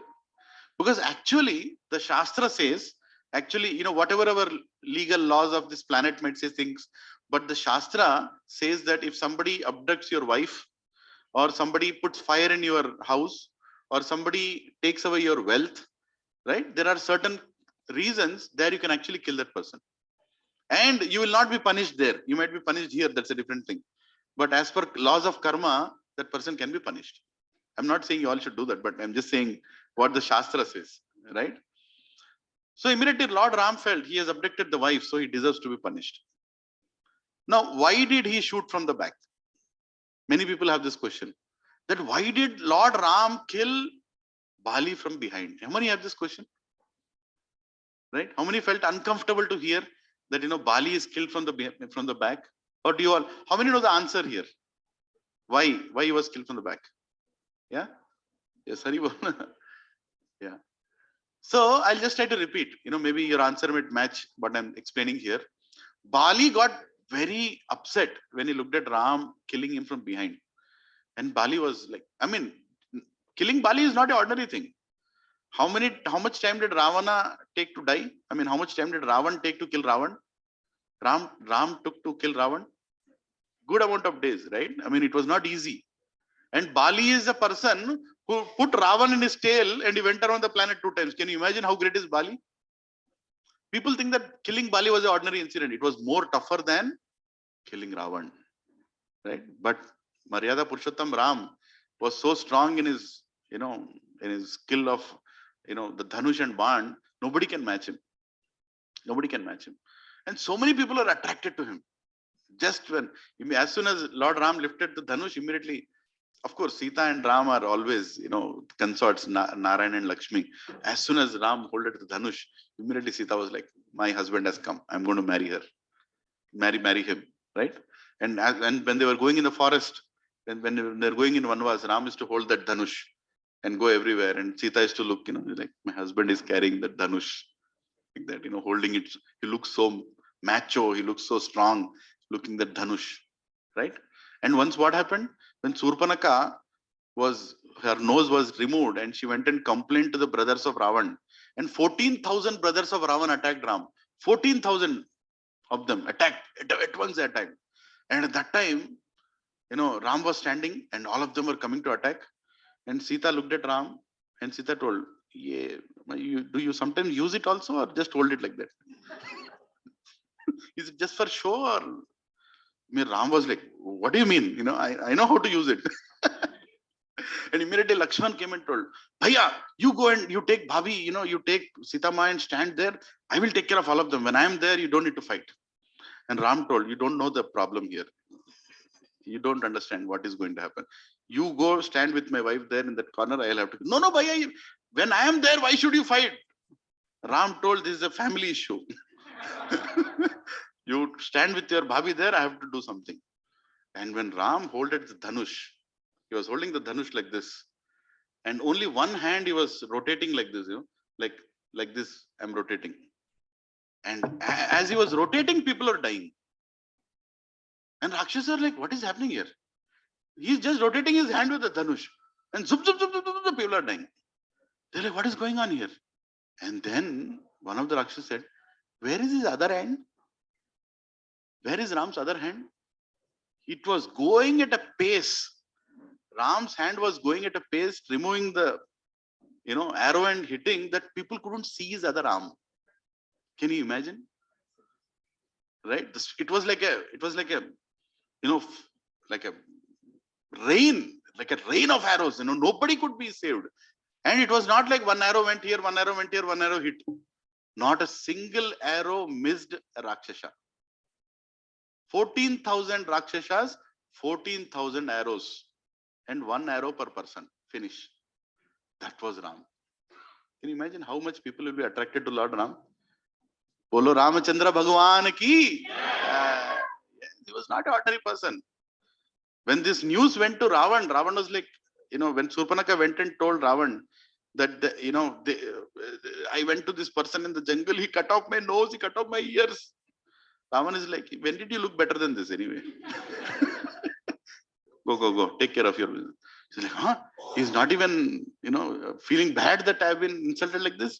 Then she went and told, that Ram, that person who cut my nose, his brother Lakshman who cut my nose, that fellow killed your 14,000 brothers. Immediately Ravan was like, he killed our 14,000 brothers? Immediately asked for the messenger. Was there anyone present when this happened? He said, yes, one of our person was present. He has 14,000 people, 14,000 Rakshasas, not ordinary Rakshasas. Let me tell you, they're not ordinary Rakshasas. Not like, some intern Rakshasas or anything. They were very matured, settled Rakshasas. 14,000 of them being killed at once in one shot. And Ravana was like, who killed him? He said, it is explained, Ravan, that people could only see one hand. They could not see the other hand. Then immediately Ravan told Surpanaka, see, you might have done some nonsense. That is the reason it happened. You go. I'm not going to get into your business. Then Surpanaka went back and thought, my nose is not of a value to my brother. His brothers are also not a big value to him. Then she told something to attract Ravan. What did she tell? Sita. She told, do you know why I went to that place? Why I spoke to Ram? Do you know why I spoke? Then Ravan said, why did you speak? There was a beautiful celestial lady. And as soon as I looked at that lady, I felt you are the right consort. My brother should marry this lady. Some forest mongler is marrying that lady. That is not acceptable. It is you who should marry. Immediately Ravan felt, nah, this is nice. So the lady was very nice. He said, yeah, very nice. I actually wanted you to marry him. Then Ravan felt, nah, now the real Ravan came out. Right? He said, yeah, now I am going to attack Ram. So anyway, the whole point is, Ram was so strong that in one shot he killed Vali. One shot. Not ordinary thing. Right? And Bali, when he was dying, he asked Ram, why did you kill me from behind? And then Ram told the reason. First reason that he told is, you have abducted somebody's wife. And Shastra says, uncompromisingly you can be killed. And another second reason, you have taken over his kingdom and also his family. And Shastra says, you have done an adharmic activity. And a person who has done adharmic activity doesn't need to be killed as per dharma. If he has done adharmic, he also deserves adharmic death. Exactly what Karna deserved. Karna also was killed adharmic way. Because he adharmic way killed Abhimanyu. Adharmic way, he insulted Draupadi. So Krishna told, adharmic way kill that fellow. He doesn't deserve to die an honorable death. History should not tell that kya jiya, kya mara. Right? Is Wali's death honored? Does anyone say, maut ho to Wali jaisa? Nobody says that, right? Nobody says that. So that is how he was insultingly killed. And he said, that's what you deserve. Because you have killed, you have done adharma, your death is going to be adharma. And the third reason he gave is, you are anyway half animal and half human. And animals can be killed from behind, no problem. Animal, aisa nahi, animal ko khada, you stand here, now I'm going to shoot. No animal will stand like that. Animal is running, you always shoot from behind. Isn't it? So he said, for these three reasons, me killing you is okay. And then hearing that answer, did you all understand the answers? Yeah. Then hearing that answer, Bali told something to Ram.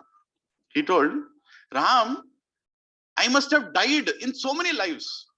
And dying and taking birth is very common. Dying and taking birth is very common. Right? Everybody dies. In Bhagavad Gita, there is a sloka, Dehinosmin yatha dehe kaumaram yavanam jara. Tata dehantaras praptir dhirastatranam muhyati. It's very common that, people take birth, they become old, they die.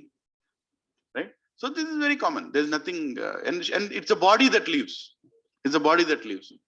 Na jayate mriyate va kadachin nayam bhutva bhavitayena bhuya ajo nitya shashvato yam purano na hanyate hanyamane sharire. Right? This body is temporary, but the soul is permanent. So Bali is telling to Ram that, hey Ram, I have died so many times, but this death is so glorious because you killed me. I'm very happy to die in your hands. Right? Bolo Ramachandra Bhagwan ki. And another beautiful Jai Pawan Putra Hanuman ki Jai. Yes. So another beautiful thing that happened is, now people think that killing somebody is inauspicious, auspicious, all that, right? Somebody dying is inauspicious, somebody taking birth is auspicious, all that people say. But anything that God does is auspicious.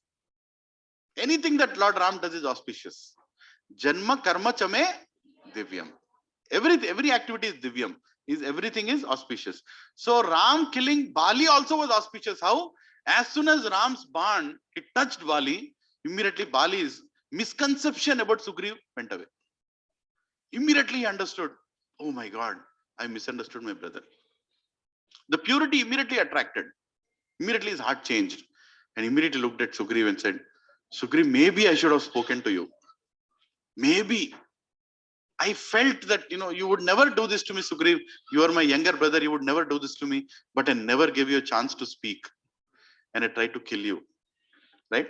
At the end, anyway, these all points are discussed. So, Bali's last words, right? So, what we have to learn from these last words is we also can do the mistake. We also can do the mistake of judging somebody wrongly. Right? But as a regret, what we should do at the end, we can learn from Bali's. What did he say? Number one, he told Lord Ram's intervention is very auspicious, and he concluded wrongly about Sugriv. He understood, he agreed that he concluded wrongly about his own brother. Next thing what he told is, he told his son Angad. He called his son Angad. He told him that, Beta, the reason of my death is not Lord Ram. It is my misdeeds only. Now don't start another revenge battle. Right? You killed my father, so I'm going to kill you. No need to do all that. Actually, whatever happened is because of my mistake. Right? This is an enlightenment Bali got on his deathbed. And he told this to Angad. And he also told Sugriv that, Sugriv, you rule the kingdom. My son will not. And he also gave a big celestial necklace to Sugriv. Very powerful. It will make him very, very powerful. He could have given it to his own son, Angad. But he gave it to Sugriv. Because he really felt that I've hurted my brother. Right?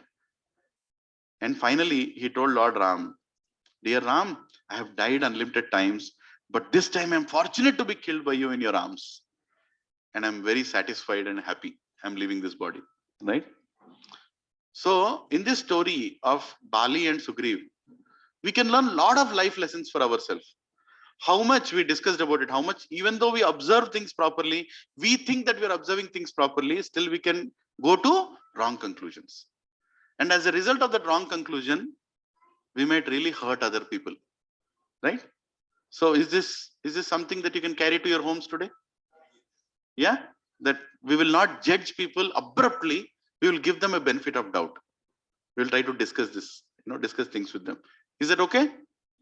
Hari bol. Should we do one more story or should we stop here? Yeah? If you want one more story, you can say Hari bol. This side seems to be okay. This side is not okay. Yeah? Once one sage was called to talk about God. Somebody organized a program like this, and he was called to talk about God. And that sage with great difficulty came. He was not in a mood to speak.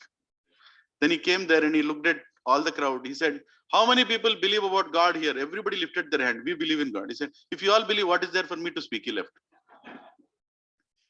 The organizers said, hey, kya re, itna, we arranged for Prashadam, so much hall booked, everything. How can you go like that? How can you go like that? Then they told the people, we'll call him again tomorrow. This time, if he asks that question, what you have to tell? We don't believe in God. So he came. He sat down. He said, do you all believe in God? He said, we don't believe in God. If you don't believe in God, what should I speak? Again left. Then he isko kuch karna chahiye. This fellow is very, is not right to speak. Then the organizers went to the crowd. He said, okay, 50% here, 50%. You will tell you believe in God. You will tell that you don't believe in God. Okay? Okay. Ab dekhte kya karta hai sadhu. Then they brought him again. He sat down. Then organizer thinking, this time how will he escape? Let us see. How many people believe in God here? This all said, we believe in God. They said, we don't believe in God. Okay, so you believe in God, you don't believe in God. You speak to them. What do I speak here? Again, he left. Right? So anyway, you can find so many reasons, not to. But today is Ram Navami. So we will spend a little more time hearing one more story. Is it okay? Yeah? Say Hari Bol. This side is still a little weak. Anyway, let's do it. So the next story that we're going to discuss is how manipulators can mislead anyone. How people can be manipulated. Can all of us be manipulated here? Can anybody be manipulated here? Yeah? How many people? Where is my wife? Can you be manipulated? She'll always tell no.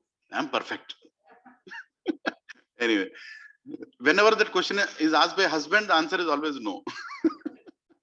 But the point is, we all can be manipulated. Can everybody come here in the front? There is a lot of space here. You can come and sit. Come on. Please come, please come. Today is Ram Navami. Bolo Ramachandra Bhagwan ki. Pavan Putra Hanuman ki. Ram Lakshman Janaki. Jai Bolo Hanuman ki. Janaki. Yes, yes. We are discussing a nice story now. Okay. How we can be manipulated. Please come, please come. आइए बैठिए माताजी, please come.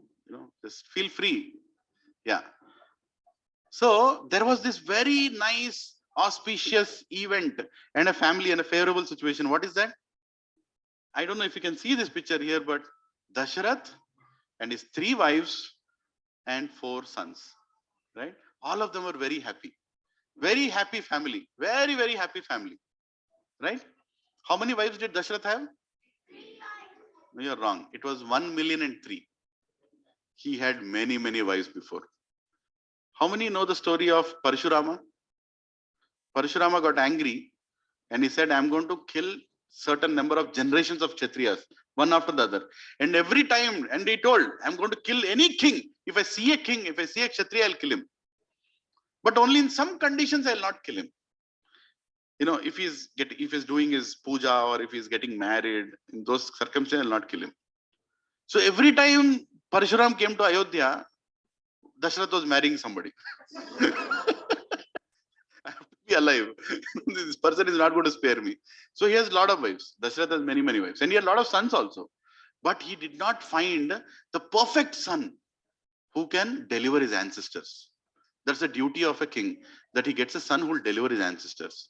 And in his heart of heart, he prayed that I should get a son like Lord Narayan. And that is when Narayan himself, Vasudeva, Sankarshana, Aniruddha, Pradyumna, all 4 of them appeared as Rama, Lakshmana, Bharata, Shatrugna. All 4 of them appeared. It's a big story. I'll not get into that. But they were very happy family. There was no dispute in the problem. No problem. Who is the superior or anything. And everybody loved Ram. As soon as Ram was born, he was so attractive that everybody loved him. There was no discussion about it. Like he's Kaushalya's son. No, he's our son. He's my son. Just like Krishna was loved by everybody in Vrindavan, like his own son. In the same way, Lord Ram was loved by everybody and categorically. Like as soon as the citizens looked at Ram, they told, "Isko king bana do. Make him the king immediately." And Dasharath is thinking, I thought I'll take some more time to make him the king. But he started getting a doubt. Dasharath started, am I not a good king? Why are you telling that I should make him a king? Citizens were like, no, you are a good king. Dasharath, you are a very good king, but usko jaldi banao. It was like a dilemma for Dasharath. I'm too young, they're just young. My son is young. Why should I make him a king? He needs to take some time, relax. Because as soon as you become king, so many responsibilities, isn't it? I don't want my son to go through so many responsibilities. But the love towards Ram was so much in the citizens that they wanted to see him as the emperor of the world. They wanted to see him as emperor of the world. Ram, you should immediately become the king. And Dasharath felt okay, So everything was favorable. Everybody was supporting Ram. Ram was the unanimous choice. There was no discussion. There was no test, right? And Dasharatha was advised to coronate Lord Ram. And everybody was waiting for the coronation of Ram. He should be the emperor. This is all a favorable situation, right? It's all favorable situation. But what is unfavorable situation? Something happened. What happened? Lord Ram was asked to go for forest for 14 years. 14 years he was asked to go. Bharat was asked to take over the kingdom, right? And everyone was unhappy. They were completely unhappy and depressed seeing Lord Ram leaving the kingdom, right? And mostly Dasharath died of sadness and regret. Such an unfavorable situation, right? Such a favorable situation here, such an unfavorable situation there. What went wrong? Does anyone know what went wrong? Mantra, right? Mantra came into the equation, right? Now let us understand what we can learn from this small episode of mantra. What we can learn. So what led the favorable situation transform into unfavorable situation? Number 1, power of bad association. The only mistake Kaikeyi did is she took bad association. Asat Sangha, meaning people who are not good in our life. Not everybody we meet are well-wishers. Let me tell you. This world is filled with people who are envious, people who are jealous, people who are greedy. As soon as they see you, they'll become in our customs. There is a thing, right? Whenever you have a house, whenever you build a house, you keep a crooked face there. Don't you keep them? Like that? Like that, they'll keep on face outside. As soon as they'll see that, chichi, they'll go away from there, isn't it? Like, why do they keep that? Because people are envious. People are envious. Or our grandmothers used to, as soon as my grandmother used to do, when she used to meet me, she'll take some salt and zoom, zoom, zoom, zoom. Kya kar rahi ho? And I'm like, dishti distunna Rahul. I'm like, ye surat ko dishti kya nikalna? But her love was like that, right? So there are different kinds of people we live with. It is very natural, and there is bad association also. There is good association, there is bad association. If there are people who see faults in others and like gossip talk, would you want to be with them?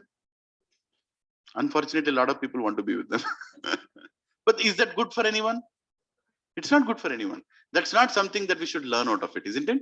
We want people who will do good service, who are always there for others, right? Who are caring. Such kind of people, if you be with, automatically you'll also become like that person, isn't it? Iron and magnet. If iron stays too long with magnet, what will happen to the iron? It will also get the qualities of magnet. In the same way, when we live with sadhus for a long time, we also get the qualities of sadhus. We don't need to do anything extra. Just be with them. Just be with them. Like Rama Navami. All of you had a choice. I'll sit in the house and watch Jabardast or some other, I don't know what serial comes at this time. But you said, no, today is Rama Navami. Why don't I sit and hear something about Ramayana? And automatically, you all are going to get some benefit today. And I was telling that I'm going to share this presentation with all of you on one condition, that tomorrow, Monday morning or evening or afternoon, you're going to share this presentation, not the presentation file, but the message that you learned with some people. Can you do that? Huh? One person you can share. If you don't find anybody, you can share with the security guard. But share with somebody, because if you share that, Lord Ram will be very pleased. Isn't it? Yeah. So power of bad association. That's what the Kaikeyi's problem. What is the next thing? Hearing from people who have ulterior motives. When people come and talk to you and they tell something, are you sure that they don't have an ulterior motive? We don't know, right? A lot of times we don't know whether the person has good motive or bad motive. Mantra also had ulterior motives. Mantra also had ulterior motives. She was not speaking for the benefit of Kaikeyi. She was not speaking for the benefit of Kaikeyi. She was speaking for her benefit. Now, what is her benefit there? Mantra came from the family of Kaikeyi. When the marriage happened, from her father's house, Mantra came. So she is very favorite servant of Kaikeyi. And Kaikeyi herself as a queen was very chivalrous. She was not like an ordinary woman. She was also a warrior. And Dasharath had a special affection for her. So Mantra is the favorite servant of the favorite queen. Isn't it? She's a favorite servant of the favorite queen. And another problem that Mantra had is she was hunchbacked, meaning her back is like twisted like this. She only walks like this. If somebody walks like this, will people make fun of her? Obviously. And such kind of people are always insecure that, somebody look at me. They'll, if you are fat, we try to do something to cover our fatness, isn't it? We don't want people to comment on us. In the same way, when you're hunchbacked, she was very insecure lady. By psychology, she was very insecure lady. And what happened now? She became the favorite servant of the favorite queen. When she became the favorite servant of the favorite queen, nobody could dare to laugh in front of her. Isn't it? Now, if Ram becomes the king, and she started thinking, if Ram becomes the king, Kaushalya, his mother, will become more important than Kaikeyi. If Kaikeyi is not the favorite queen, then I'm not the favorite servant also. Then people might start commenting on me. They might start commenting that, see, ye langdi ghum rahi hai yahan pe. Right? This woman is bent upon. She might become, because of that insecurity. Just imagine what she did. Whole Ramayana happened because of that insecurity. Isn't it? She went and polluted the mind of Kaikeyi. So how much do we know in our life? If somebody is coming and telling you some advice, does that person have an ulterior motive or no? Prabhuji and Mataji, unhesitantly, I'll tell you one thing. Every single person in your life, except God, has some ulterior motive when they ask something. People have ulterior motive. Sometimes even parents have ulterior motive on their children. Go to US, get some dollar, na? We'll buy a villa in Telapur. Right? Whatever. I'm not insulting or praising anybody. Everybody has some ulterior motive. The only person who doesn't have any ulterior motive is God. When he speaks Bhagavad Gita, you will never find a single verse in Bhagavad Gita which has an ulterior motive to exploit you. At least I have not seen a single verse in Bhagavad Gita where God is trying to exploit us. Any story in Ramayana where Ram is trying to exploit us. Have you seen it? Have you heard anything? Never. He's the purest. Right? So we have to understand, whenever some people come in front of us and they try to give some advice, do they have an ulterior motive or no? We should assess that before making our conclusions. Promises given without responsibility. That's another problem. Dashrath Maharaj, what did he do? One day he became very happy. Anything you ask, 2 things, I'll give you whatever you want. Don't do that. I'm sure you'll not do that. Right? In Kali Yuga, never do that. Right? I tease my sons. I'm a son's. I go and tell them, I'll give you anything within 5 seconds. 1, 2, 3, 4, 5. I'm like, Papa, you should count slowly. I've given you, but within this time. But it is a very dangerous thing to do. Going and tell somebody that, I am yours, kuch bhi le lo. Very dangerous. In Kali Yuga, never do that. But that was done by Dashrath. He did a mistake. Right? And number 4, unclarified doubt can destroy your intelligence. I'll discuss about this a little later. Unclarified doubt can destroy your intelligence, right? That is another reason. Now, a lot of people know about this story of Mantra and Kaikeyi. But Acharyas, like Ramanujacharya and Madhvacharya, they have explained that there is something happening in the background also. When Mantra was speaking to Kaikeyi, in the background, Ram was in Lord Shiva's temple and he was praying Lord Shiva that Mantra should tell all these things to Kaikeyi. And all the devatas in the planets were praying that Kaikeyi should listen to Mantra and do something, to make Ram come out of that place. Right? Because Ramayana had to happen. Its Ram Lila had to happen. Ravan had to be destroyed. Right? Everything about Lord's pastimes is auspicious. I told, right? Janma, karma, chame, divyam. Everything is divyam. So even the incident of Mantra going and polluting Kaikeyi's mind was also an auspicious thing, and all the devatas were dancing. That yes, it has happened. Now Lord Ram is coming out. And by the way, Lord Ram also, Acharyas explained that he wanted to go out with Sita for some time, like just let's have a private, 14, 15 years, just going around, sitting in the kingdom. All these things are there, right? The Leela goes on. Acharyas explain the hidden Leelas behind Ramayana. So, Devatas were praying and Lord Ram himself was praying in the Shiva temple that this should happen. This should happen. And that's what happened, right? Now, what do we learn out of this? So the moral of the story is how manipulators can mislead anyone. Now we are going to discuss this a little. Was Kaikeyi a weak-hearted person or an unintelligent person? How many feel that Kaikeyi was a weak-hearted person or an unintelligent person? See, what Doordarshan showed us, what Star Plus showed us is a different Kaikeyi. Let me tell you. Kaikeyi was a very intelligent lady. And Kaikeyi was not somebody who... And she was a Ram Bhakta, by the way. Kaikeyi was a Ram Bhakta. If we think we are devotees of Ram, she was better devotee than me. That I can tell you. Right? So how the manipulation happened? Mantra's attempt to influence and Kaikeyi's reaction to that. What was the first attempt? Kaikeyi, Ram is being coronated.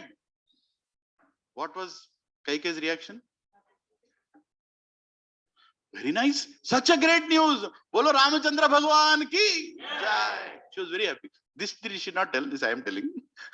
but she was very happy. She was like, wow, Ram is being coronated. Such a nice thing. My husband is doing the right thing finally. We are also happy. Let's celebrate Ram's coronation. She was very happy. Then Mantra is like, Mera kya hoga abhi? Right? I have to do something next. What did she do?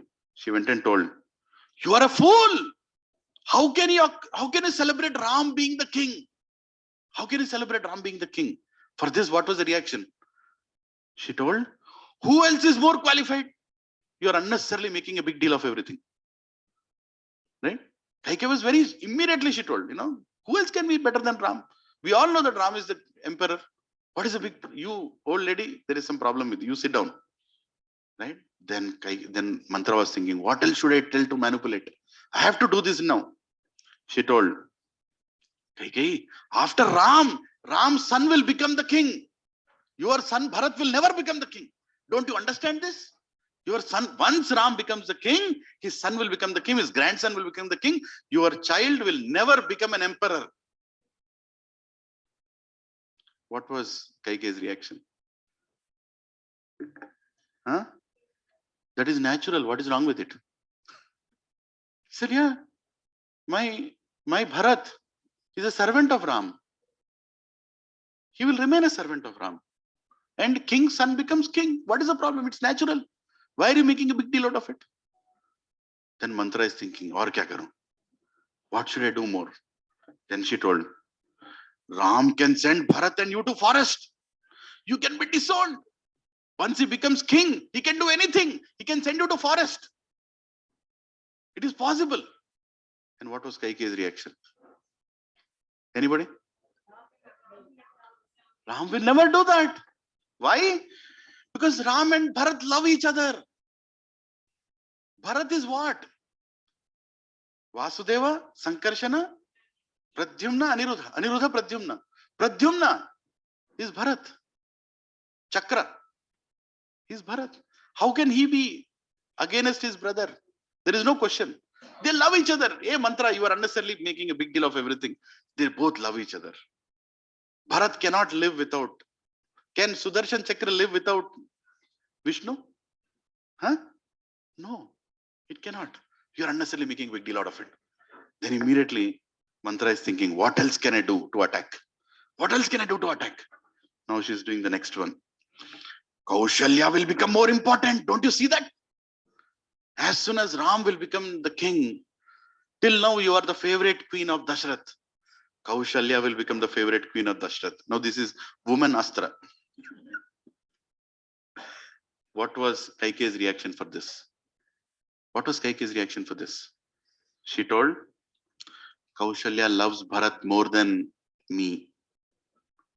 I love Ram more than Kaushalya. She is my elder sister. I will serve her. What is the problem? Even the envy of one wife on another wife could not touch her.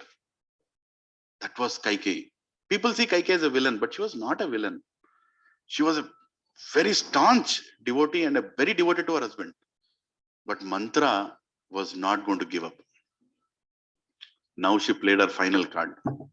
She told, if Ram and Bharat loved each other, then why is Ram being coronated when Bharat is outside the kingdom?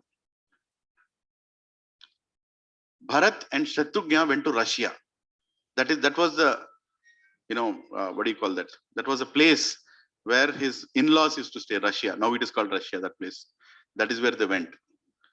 And now her question was, if Ram and Bharat love each other, then why is Dasharath coronating Ram when Bharat is not here? What is the hurry? Don't you see?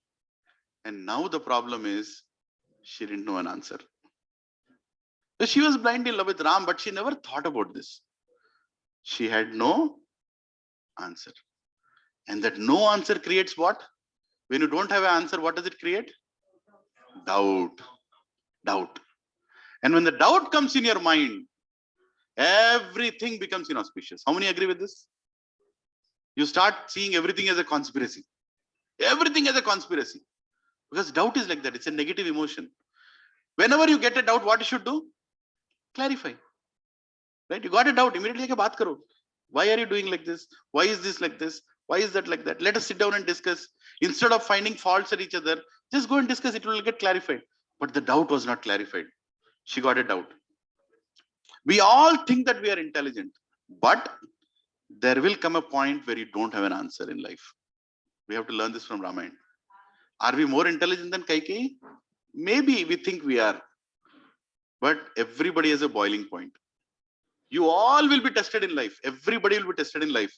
Where somebody will come and try to manipulate you. They will try to manipulate you. And you will be manipulated. You will be manipulated. Don't think that I will never be manipulated. Why I am so great, IIT gold medalist. Nahi hoga. You also can be manipulated. Whatever our material education is, whatever our position is in office, whatever we are in our life, intelligent, I can be manipulated very easily, right?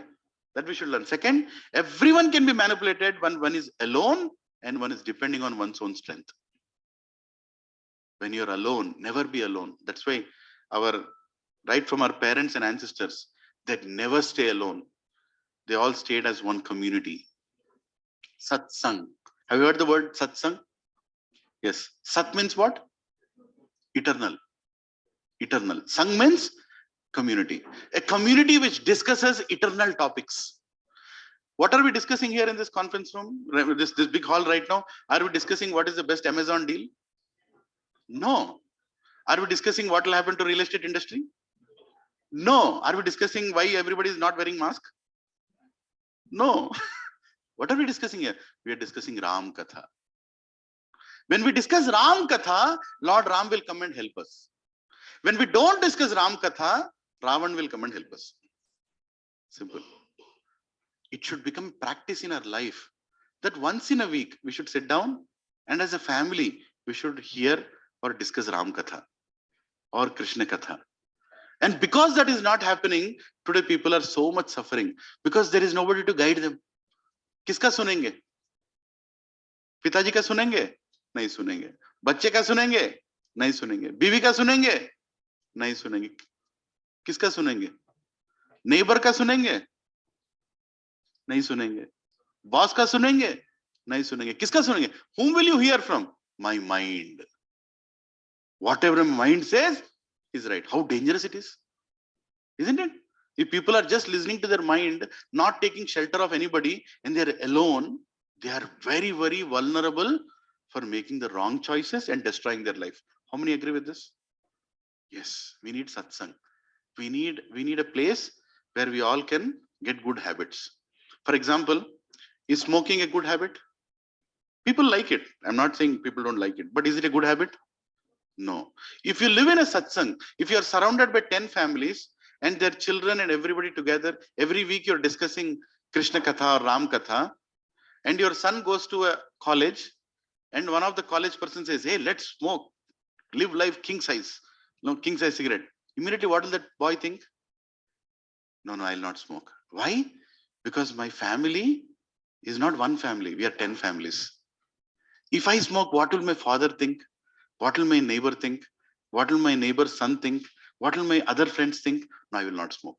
Satsang gives the power. Satsang, good association gives you the power which nothing else can give. Which nothing else can give. We ourselves cannot say no. Don't think that we are great that we can tell no. We cannot tell no to good, bad habits. We cannot. Don't even think about it. When you open that internet, there are so many things you don't want to see, but you will end up seeing because you are not in control. But if you are in good association, with right people surrounding you, you will not see that. You'll say, no, it's not needed. I'm in good association, right? Kaikeyi's problem was she only took bad association and she was alone and she only depended on her own mind. That was the problem, right? Doubt destroys all intelligence. So everything looked pre-planned now. For Kaikeyi, how did it look? Now, till now, what was she thinking? Connoting Ram is the bed, Ram is the king, Ram is the king. Now suddenly what is she thinking?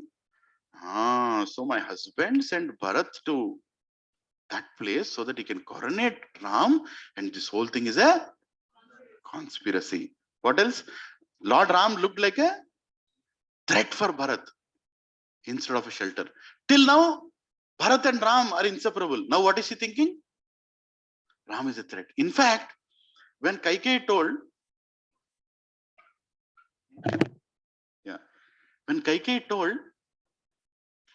that you asked your first boon to make Bharat the king. When Mantra told, you asked the first boon that make Bharat the king, Kaikeyi said, okay, this is good.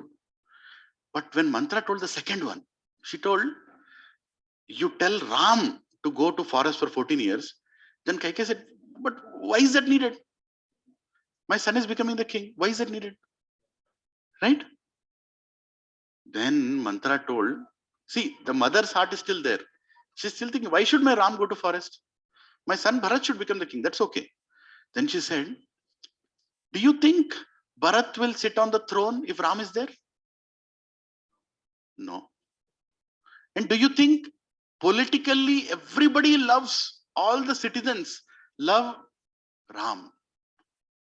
Will they suddenly start loving Bharat? No.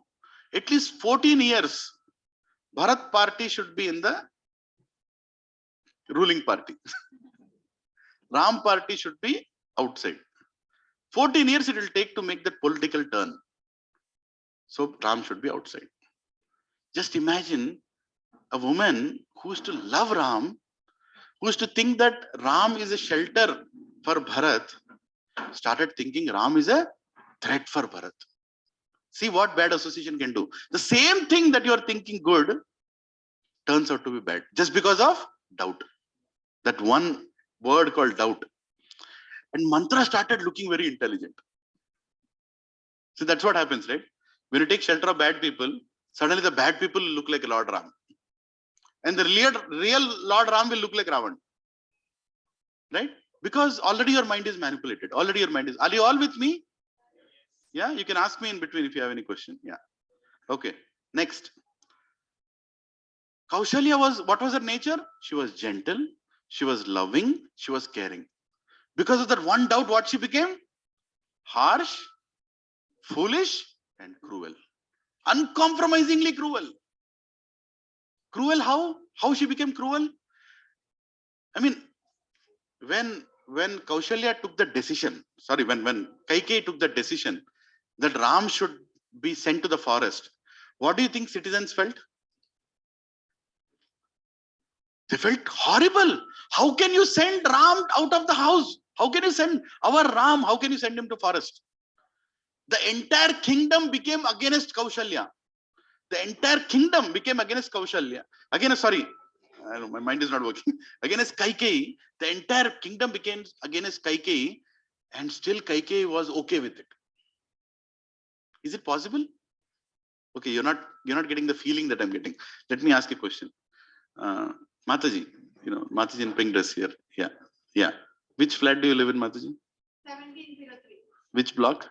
Block 1. Block 1, 17. Your good name, Mataji? Sahiti. Yeah. Yes. Is it okay if I take an example? Yeah, that's fine. Yeah. So Sahiti Mataji, I mean, you're not Kaikeyi, but just imagine if the entire community is gone against you. You come out of 1703 and you take a right turn to go to the lift. If I'm right. No, left turn to go to the lift. Yeah. You take a left turn to go to the lift and immediately 1701 opens the door. Chichi, choo! She close the door. I don't want to see your face. How will you feel? I would never come. And then she comes to the lift and she goes to the security. Security guard like, Chichi, Hare, what is this?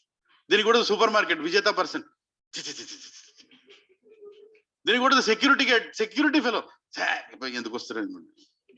will you feel? Can you live in that community? I'm sorry, this is a joke. But can you now imagine what was going on with Kaikeyi? Can you imagine? Anywhere she went, people are looking at her like the most bad person on the planet. And she was being spit upon. She was being cursed. And still, not a single thing prompted her that what she did is wrong. Can you imagine the power of doubt? Can you understand the power of doubt? What doubt can do to you? Inta zarugutunte kuda, itna kuch ho raha hai, but still she is not realizing what she did is wrong. Right? That is why she became cruel, foolish. She could not hear a single word of her husband, Dashrath. Dashrath was not an ordinary king. It's explained, Dashrath, meaning he could conquer in 10 directions. Right? Can we beat people in 10 directions? All of us? No, none of us. We can't even think about it. We can't fathom these things. Right? In one direction only, we don't know who is coming. He could see in 10 directions. And he was a king, so many wives, such a great emperor. And he is coming and telling her, Kaikeyi, don't do this. Don't ask for these 2 boons. What you're doing is going to ruin our dynasty.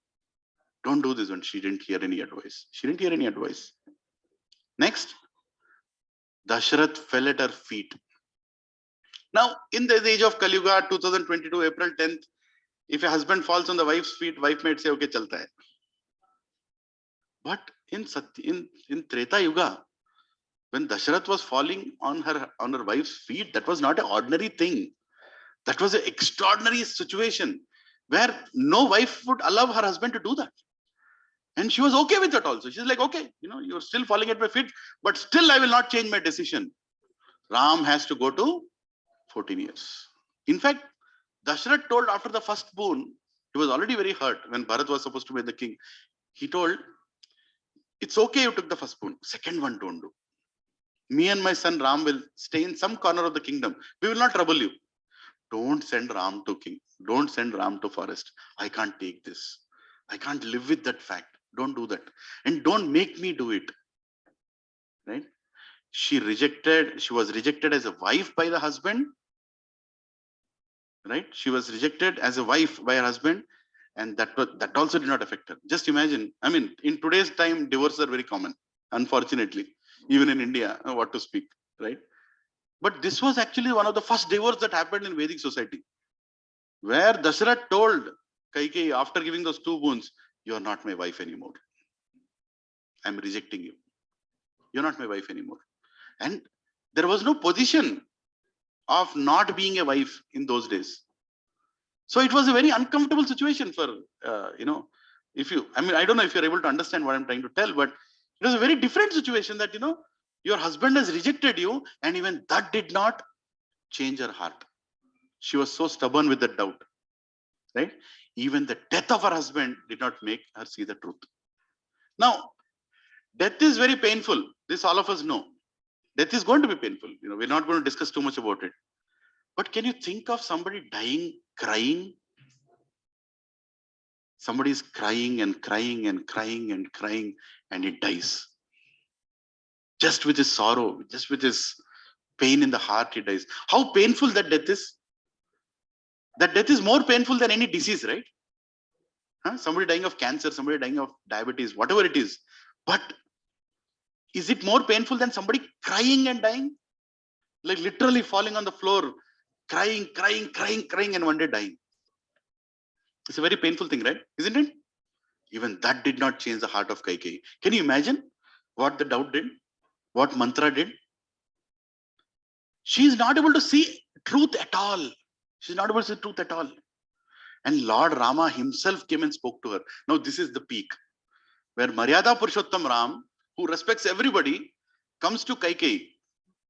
And you know what Ram told Kaikeyi? When Ram came to meet Kaikeyi, Kaikeyi was very uncomfortable, because Ram is going now. He's going to go to the forest. And he came and met Kaikeyi, and Kaikeyi was like, why is he coming and talking to me now? I anyway punished him. She used to love Ram. That's also one part of it. But now she's in the doubt. She can't imagine. And Ram came to speak to her. And you know what Ram told her? He told her, Amma, I am very angry with you. Just imagine, Ram, who is always kind to everybody, who is always kind with everybody, comes and tells his mother that, Amma, I am very angry with you. And Kaikeyi becomes even more uncomfortable. That, you're angry with me? Ram is angry with me? Because I'm sending him to forest, I'm angry. He's angry with me because the Bharat is going to be the king. He's angry with me. Then Ram comes and tells, Amma, why you wasted your 2 boons? Why you wasted those 2 boons? You could have just told me to go to forest. You could have told me, let Bharat be the king. I would have anyway done it. Why you had to ask 2 boons to my father and make him feel bad? He is thinking that he is sending me to forest. Why you have to do that? You could have told me, Ram, go to forest. I would have gone. I would have taken your blessings and gone.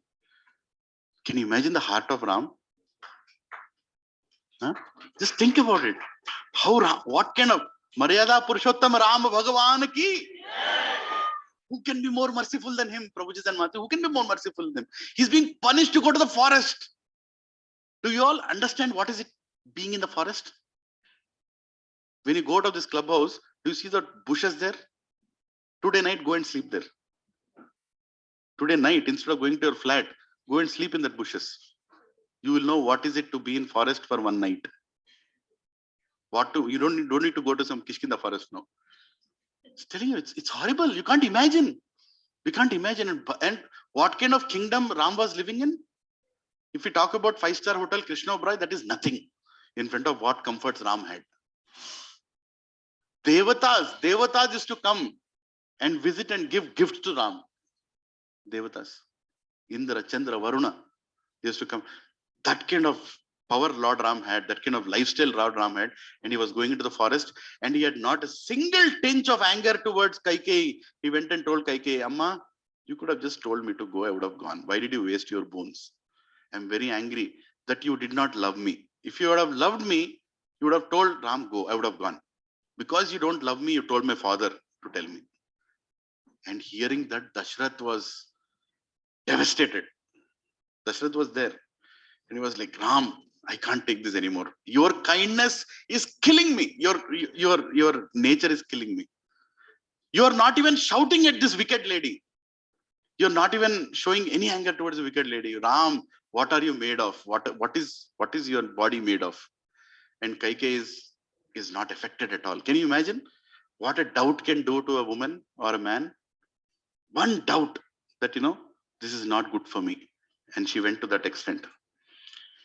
Even God cannot help a person who doesn't want to be helped. Even Ram could not help Kaikeyi. Because if you don't want to be helped, what can God do? What can even Lord Ram do? He can't do anything, right? That is a problem.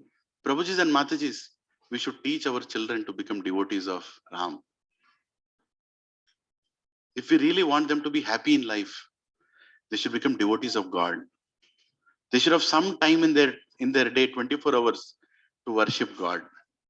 Because if they worship God, they'll worship parents, they'll worship a neighbor, they'll worship the nature, they'll worship everything. Right? It's okay. They'll get gold medals, they'll get money, they'll get dollars, they'll get a villa in Tellapur. That's okay. But they should become a devotee. Then they'll be happy. And God will also help them. But if they become, egoistic, self-centered, right, proud, then they're not going to be happy in life, because God will not be in their life. When Krishna is not there in the heart, Rama is not there in the heart, how can you be happy? I don't understand anybody. How can they be happy without God in their heart? Right? Kaikeyi could not be helped even by God. Even by God, she could not be helped. Kaikeyi could not see the ill motives of mantra. I told you already this. No one except God has got all positive motives towards us. Remember this. If you are reading Ramayana, if you are reading Mahabharata, if you are reading, then it is definitely beneficial for you. Now we'll conclude with this. What is going to happen next? Bharat's entry. Right? Bharat has entered. Bharat came back. And what did Bharat see? Please, another 10 minutes. Focus. This is very, very important. What did Bharat see? The first thing that Bharat saw when he came back to the kingdom, all the citizens are crying. Because when he left, everybody was happy. He just entered. And he's seeing he's crying, she's crying. Somebody is looking at him like this. Because of you. He doesn't know what has happened. Right? He has no clue what has happened. So first thing is, citizens are crying. Second, his father is dead. It's not like Dashrath had diabetes before he went. Dashrath was a perfect, strong king who could rule for another 1,000 years. But as soon as he came back, his father is dead. And Bharat is like, what happened to my father? And he was absolutely fine when I left. And the third thing, worst thing that he can think of, his mother is responsible for that. Can you imagine Bharat's situation?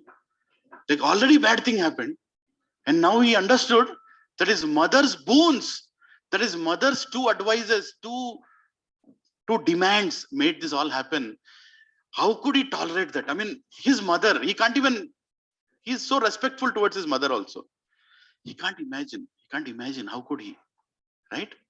And the most important thing is, most worst problem that he faced, most worst problem that he faced is his mother actually was expecting recognition for what she did. Can you imagine? He's already sick and tired and in pain. Hare Krishna, Prabhuji's Mataji, please. There is a lot of prasadam. If you are going out, Hare Krishna, Prabhu. If you are going out, please come back for prasadam. There's a lot of prasadam here. We've got it done for all of you. Offered it to Lord Ram, so you can please honor prasadam. Right? So don't leave without taking prasadam. We are ending in another 5 minutes. Is it okay? 5 minutes? Yeah? Okay. Sorry, what is the time? Oh, I've gone half an hour above. Sorry about it. So we'll conclude this. So Bharat worst situation was his mother is responsible and she's not even feeling the regret that she is responsible. She's asking for recognition. What is that recognition? She's rationalizing, saying that I've done this for you. Just imagine the most crooked thing happened in the planet and the person tells you are the reason why I've done it. And Bharat this is beyond his imagination. How can he accept this? Right? And the word rationalizing itself, if you analyze it, you rational your lies. Rationalize. Right? Basically, what do you do? Often when we rationalize, we are telling ourselves a rational, acceptable lie. Acceptable lie. That this is okay. Chalta hai. This is okay. Because I'm rationalizing. What is okay? You killed your husband. Because of you. Ram went to forest because of you. Why did you do this? For you. Again, everything she is rationalizing, but just by saying, for you I did it. Now how can you help such a person?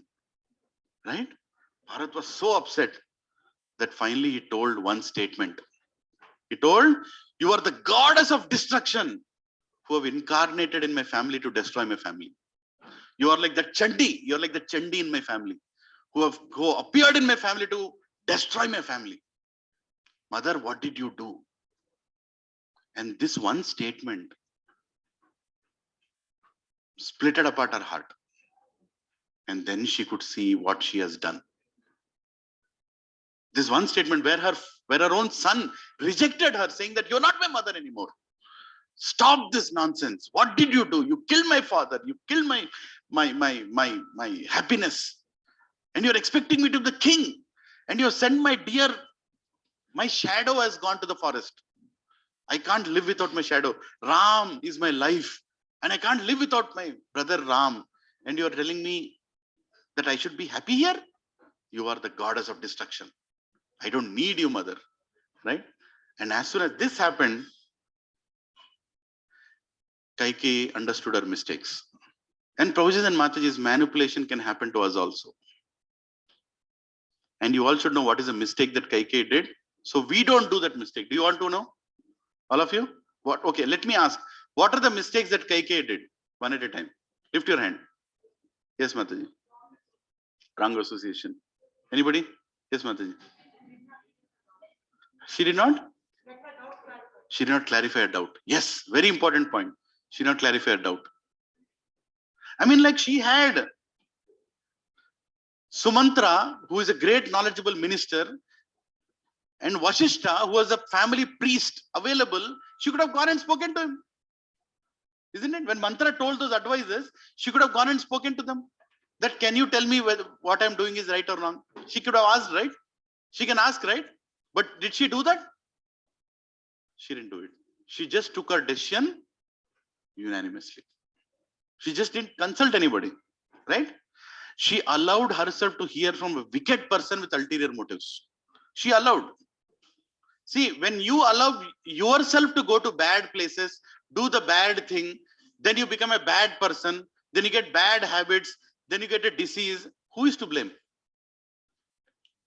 Who is to blame? The bad place?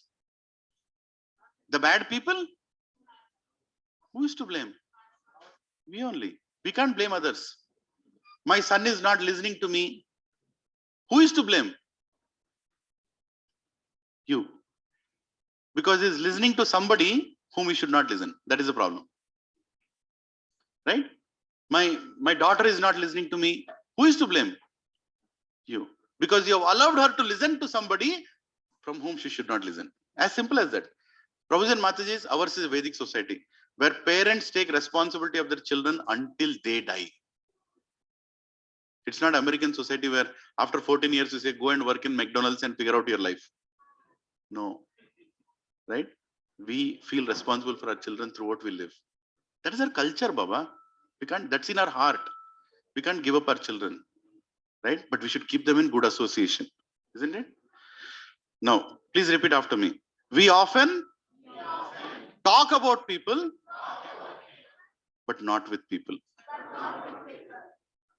What does this mean? You talk about others, but you don't go and talk to them. Mantra and Kaikeyi were talking. Who was there in that room? Nobody. Whom were they talking about? Dashrath. They were talking about Ram. They were talking about Bharat. They were talking about them, but not with them. Is that a problem? Flat number 102 is talking to 105. About 102. And 102 is thinking, what did I do? What did I do? Isn't it? That's a problem. Why do you have to talk about somebody who's not there, Baba? Why do you have to talk about him? You have a problem, go and talk to him. I'm telling you, society is going to such a point where sometimes I wonder, are people still alive or dead? I'll tell you one instance. I mean, just an example. I used to live in my home, Jewel. And we used to have satsangs like this in my house. And there used to be a family who used to live under our flat, Tamilian family. And their son used to come and sit in the satsang. Whenever there is satsang, every week he will come and he'll sit. Child, he is 8-year-old child. My children are there, they'll play, they'll sit in the satsang, nicely listen to the class. And the satsang would go till 10:30 in the night. And their parents would never feel bothered, where is our son? They know that our son is sitting in the satsang. And after that, he would take prasadam and go to their house. One day, the maid in our family, she put the sari for drying. By mistake, instead of putting on that, whatever the rods are, she put it on the balcony rod. The sari, instead of putting properly, it went a little more down. It went in front of the balcony of the flat below. And I get a call from maintenance saying that you better pull your sari up. I'm like, what? How come maintenance knows that the sari has gone down? Right?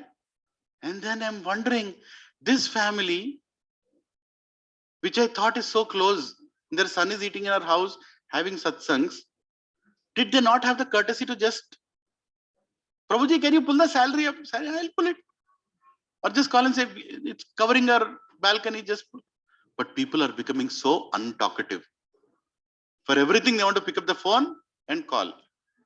Or what is the most favorite thing for people to do in society? Telegram group. Likh diya. My hero to zero. Ladai. For everything, Telegram group and WhatsApp. WhatsApp and Telegram group are a replacement for Kurukshetra. Nothing less. You write in that, you're only going to fight. You do anything positive, immediately, how can you do positive? You do anything negative. What is the big deal, Baba? You just talk to people, be nice. How many bad people can you see in the room? Same question was asked by Dronacharya to Duryodhana. How many bad people can you see? Sorry, how many good people you can see? And Duryodhana's answer was, only me. And the same question was asked to Yudhishthir. How many bad people can you see? Only me. That is the difference between Yudhishthir and Drona. Sorry, what am I thinking? Duryodhana, right? So we are living in a society where we should talk to each other. Not talk about people, talk with people. If Kaikeyi would have done that, if Kaikeyi would have spoken to Bharat, Beta, do you want to become the king? Beta, is it okay if Ram becomes the king? Or spoken to Ram, do you want your brother to become the king? Nothing would have happened.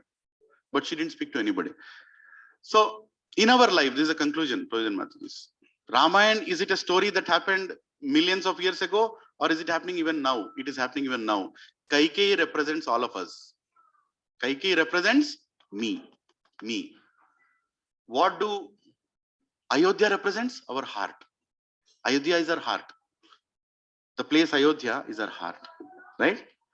And Dasharath represents our free will, our ability to choose, right? And mantra represents our mind, which only wants to enjoy, self-centered, right? And Rama represents our devotion. Devotion, that we have bhakti in our heart, na? All of our heart, some bhakti is sitting somewhere. Hai ki nahi? Bharata represents that Guru. Was Bharata's word strong? Yes. But was it needed? Yes. By Bharata saying that word, did it remove the ignorance out of Kaikeyi? Yes. And who came back into Ayodhya? Ram, who is nothing but devotion, right? So in simple words, listen to a Guru, even if it is a harsh truth, to get intelligence to control your mind, which is mantra. Use your free will, that is Dasharath, to choose devotion into our sacred heart, to make Ram into a king. Use your free will to make Ram into a king instead of sending him to a forest. Don't misuse your free will. She misused Dasharath for what she wanted, but that was not right. Right? So what is the lesson? In summary, we'll learn out of this that all of us need a Guru. However, how much ever we think, Guru means what? It doesn't have to be big beard and big topi there. No, nothing. Or doesn't have to be sitting like this with these clothes. It can even be your father. It can even be your mother. It can even be somebody in the society who is wise. When you are being manipulated, you should not act independently like Kaikeyi. Otherwise, you will send Ram out of your heart. Simple. You will damage yourself. Is this okay, Mataji and Prabhuji? Is it okay? Bolo Ramachandra Bhagwan ki, Ram Lakshman Janaki, Jai Bolo Hanuman ki. So, Prabhuji and Mataji, there are many questions people like to ask. Why did Ram kill Bali from behind? I think we understood this. Or why did Ram send Sita into the fire? Why did he send her into the forest when she was pregnant? Or why was Sita tested so many times? There's so many things. But let me answer in one simple way. To understand the answers of these questions, first we should choose to raise our consciousness. We can't understand the answers in the current state. We have to start devotional practices. We have to start attending satsangs. We should start chanting the names of Lord Hari. Hare Krishna, Krishna Krishna, Hare Hare, Hare Rama, Rama Rama, Hare Hare. When we chant, our heart gets purified. And then we can understand all these answers. It's very easy to put questions on Ramayana, questions on the character of Draupadi, questions on the character of anybody, but we can't understand the answers. We can't understand the answers because our heart is little contaminated right now. Cheto darpanam arjanam bhava mahadvavagni nirvapanam. Right? Shreya kairiva chandrika vitaranam vidya vadu jivanam. Anandam buddhivardhanam pratipadam swadanam. Sri Krishna Sankirtana, isn't it? So we have to do Sankirtan. Now we are going to do Sankirtan after this for 5 minutes. 5 minutes. Let's chant the names of Lord Ram and let us pray to Ram that all the ignorances from our heart are removed. Right? Can we do that 5 minutes? And before we do this and the Aarti, I seek, I really ask, I'm sorry if I spoke anything harshly. I'm not any guru or anything. I'm just a practicing little knowledge I have of whatever I'm teaching. So if I spoke anything wrong, please forgive me. And Mataji, I didn't mean to take your example. There are many elders sitting here. Please bless me that I'll become a small devotee of Hanumanji. Right? So Hanumanji will take me to Lord Ram and recommend this fool is there, give him some benefit. Right? So please, thank you very much. Let's chant Lord Ram's bhajan nicely, enthusiastically. Please, everybody, can you all chant enthusiastically? Yes. Loudly? Yes. Yes, let's do that. Okay? 5 minutes bhajan. Who has the mridanga? I want some good mridanga player. Hare Krishna. Lavanya Mataji? Is she there? Okay, Hare Krishna. Can you arrange, Mataji, please? Ramachandra Raghuveera, Ramachandra Ranadhira,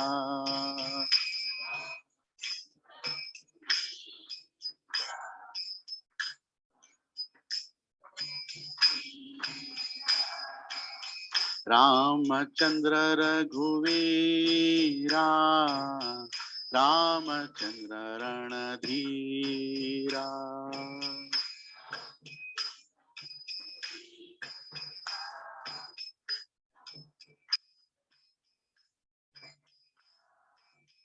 Ramachandra Raghurama, Ramachandra Parandhama.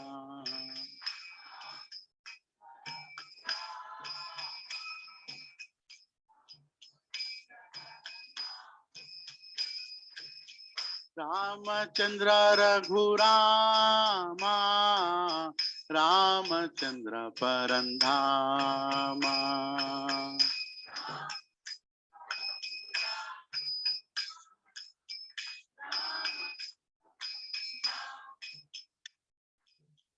Ramachandra Raghunatha, Ramachandra Jagannatha.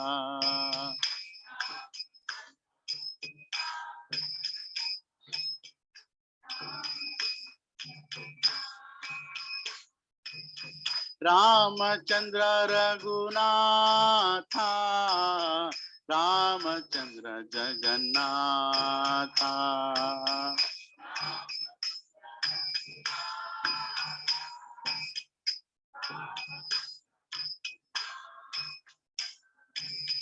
Ramachandra Mama Bandhu, Ramachandra Daya Sindhu.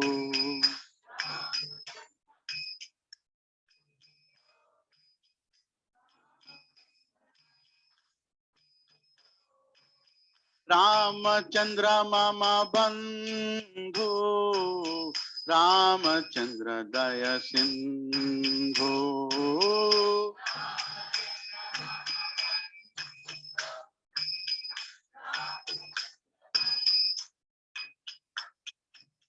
Jai Ram, Jai Ram, Jai Jai Ram, Shri Ram, Jai Ram, Jai Jai Ram.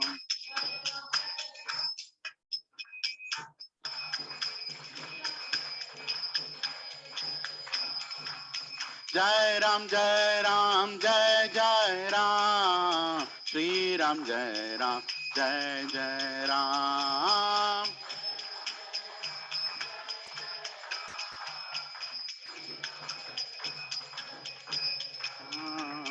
Jai Ram, Jai Ram, Jai Jai Ram, Shri Ram, Jai Ram, Jai Jai Ram.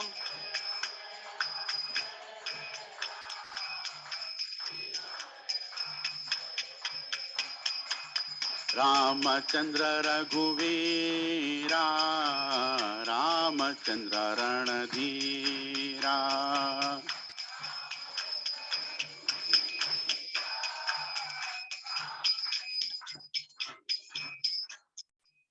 Ramachandra Raghurama, Ramachandra Parandhama.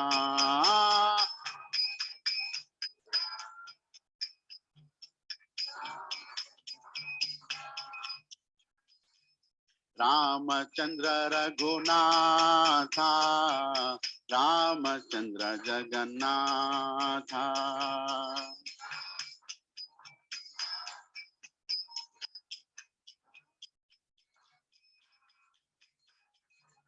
Ramachandra Mama Bandhu, Ramachandra Daya Sindhu. Ramachandra Bandhu, Ramachandra Sindhu. Jai Ram, Jai Ram, Jai Jai Ram, Shri Ram, Jai Ram, Jai Jai Ram. Jai Jai Ram, Shri Ram, Jai Ram, जय जय राम। हरे कृष्णा कृष्णा कृष्णा हरे हरे, हरे राम राम राम हरे हरे। कृष्णा कृष्णा कृष्णा हरे हरे, हरे राम राम राम हरे हरे। हरे कृष्णा कृष्णा हरे हरे, हरे राम राम राम हरे हरे। कृष्णा कृष्णा हरे हरे, हरे राम राम राम हरे हरे। हरे कृष्णा कृष्णा हरे हरे, हरे राम राम राम हरे हरे।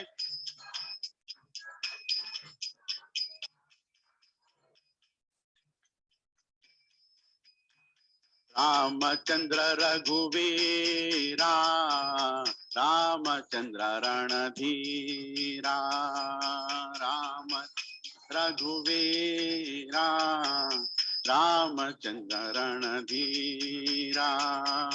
जय राम जय राम जय जय राम, जय राम जय राम जय जय राम। बोलो जय राम जय जय राम, जय राम जय जय राम। हरे कृष्णा कृष्णा हरे हरे, हरे राम राम राम हरे। बोलो हरे कृष्णा कृष्णा हरे हरे, हरे राम राम राम हरे कृष्णा कृष्णा कृष्णा हरे हरे, हरे राम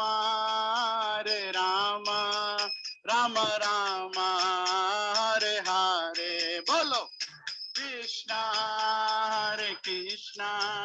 कृष्णा कृष्णा हरे हरे, हरे राम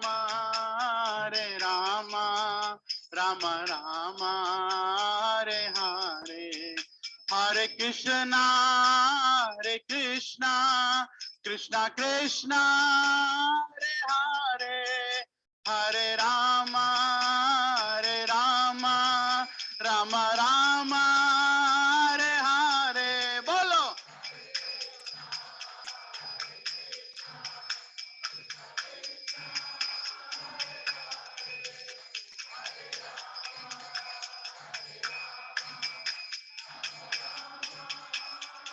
हरे हरे कृष्णा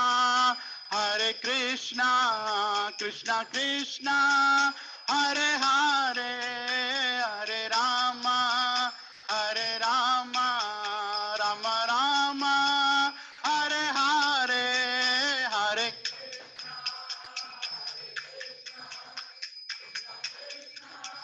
हरे हरे, हरे राम राम राम हरे हरे।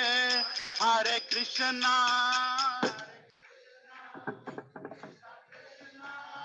हरे हरे, हरे राम राम राम हरे हरे। बोलो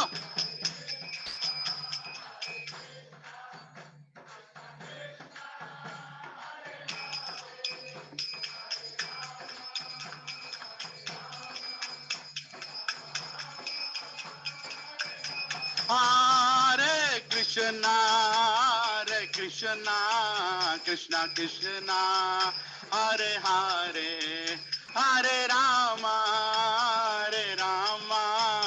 राम राम हरे हरे। हरे कृष्णा हरे हरे, हरे राम राम हरे हरे। हरे कृष्णा कृष्णा हरे हरे, हरे राम राम हरे हरे। बोलो कृष्णा कृष्णा हरे हरे, हरे राम राम लक्ष्मण जानकी, राम लक्ष्मण जानकी, जय बोलो हनुमान की, जय बोलो हनुमान की। हरे कृष्णा कृष्णा कृष्णा हरे हरे, हरे राम राम राम हरे हरे।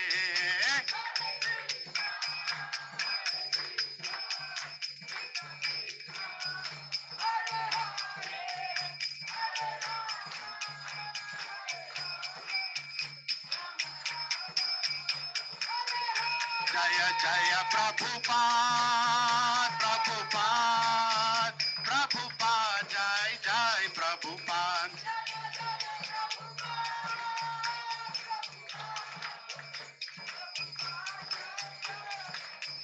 जय जय गुरुदेव गुरुदेव गुरुदेव, जय जय गुरुदेव।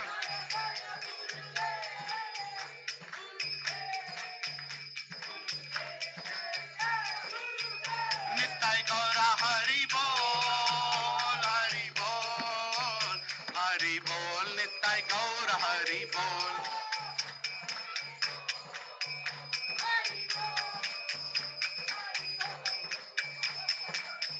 हरि बोल हरि बोल हरि बोल हरि बोल, सभी लोग बोलिए। हरि बोल हरि बोल हरि बोल हरि बोल, हरि बोल हरि बोल हरि बोल हरि बोल। नित्य गौरा हरि बोल हरि बोल हरि बोल, नित्य गौर हरि बोल।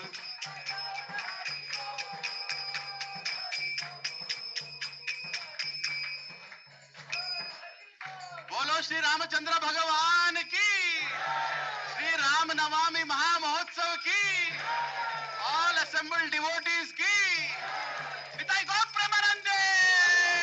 हरि बोल। Everybody just sit down, just sit down. नामस्ते नरसिंहाय,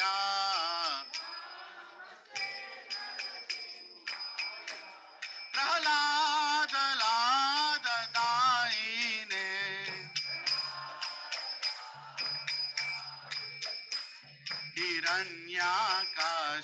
हिरण्याकाशीपूर्वक्षः,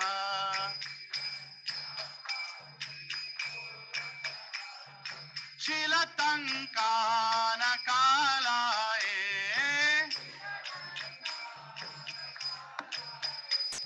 इतो नरसिंहो परतो नरसिंहो,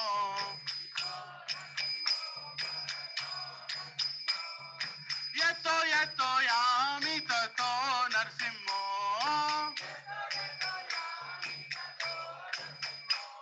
बहिर्नरसिंहो हृदये नरसिंहो,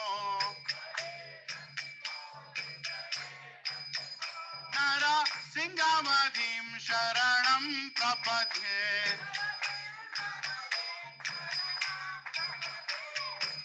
तब कर कमल बरे नाकाम, अद्भुत श्रृंगार ललिता हिरण्यकशिपु तनु भृंगाम, केशवधृता नरहरि रूपा, जय जगदीश हरे,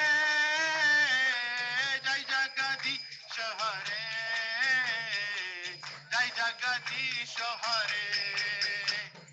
तब कर कमल बरे नाका, अद्भुत श्रृंगार ललिता हिरण्यकशिपु तनु भृंगाम, केशवधृता नरहरि रूपा, जय जगदीश हरे, जय जगदीश हरे, जय जगदीश हरे।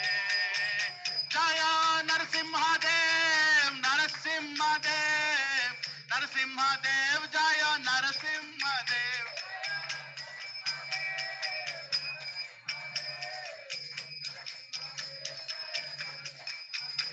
जयो प्रहलाद महाराज, प्रहलाद महाराज, प्रहलाद महाराज, जय प्रहलाद महाराज।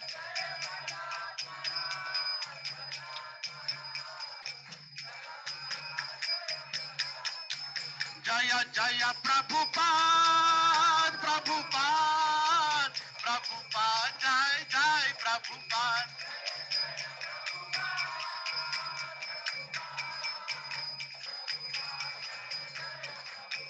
जय जय गुरुदेव, गुरुदेव, गुरुदेव, जय जय गुरुदेव।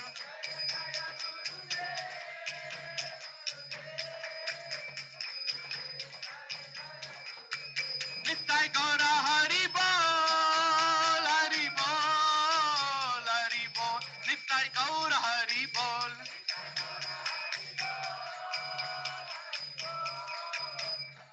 बोल नित्य गौर हरि बोल। भक्त विघ्ननाशक नरसिंह देव भगवान की, भक्त शिरोमणि प्रहलाद महाराज की, श्रील प्रभुपाद की, श्रील गुरुदेव की, निताई गौर प्रेमानंद हरि बोल। बोलो रामचंद्र भगवान की। Okay, one request, last request. Mother, can you send your daughter birthday girl, Ashrita? Yes.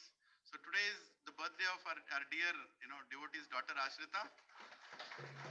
So today Mataji has sponsored some of the feast for her birthday. So we are having prasadam.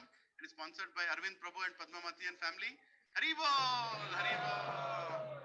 So let us chant for her spiritual goodness and her spiritual wellness and good health by loudly chanting Hare Krishna mantra 3 times. Everybody. Hare Krishna, Krishna Krishna, Hare Hare, Hare Rama, Rama Rama, Hare Hare. Hare Krishna, Krishna Krishna, Hare Hare, Hare Rama, Rama Hare Hare. Hare Krishna, Krishna Krishna, Hare Hare, Hare Rama, Rama Hare Hare. Hari Bol, Hare Krishna. And there is a lot of cow products you can see in the background. Actually, it's not a store or a sale or anything. That family is serving a goshala. They're trying to self-sustain the goshala. So they're bringing the products here, and if you want to try, you can try. And if anybody wants to sponsor any part of this program that we are doing, it's not a self-sponsored, it's all because of all families. You can contribute the money to the Dasharath Prabhu standing near the Goshala stall. Anything that you want to give, you can give, and it will be used for the prasadam and all the other costs related. Thank you. Hari Bol. Hare Krishna. Hari Bol. Hari Bol. Thank you very much. Hare Krishna.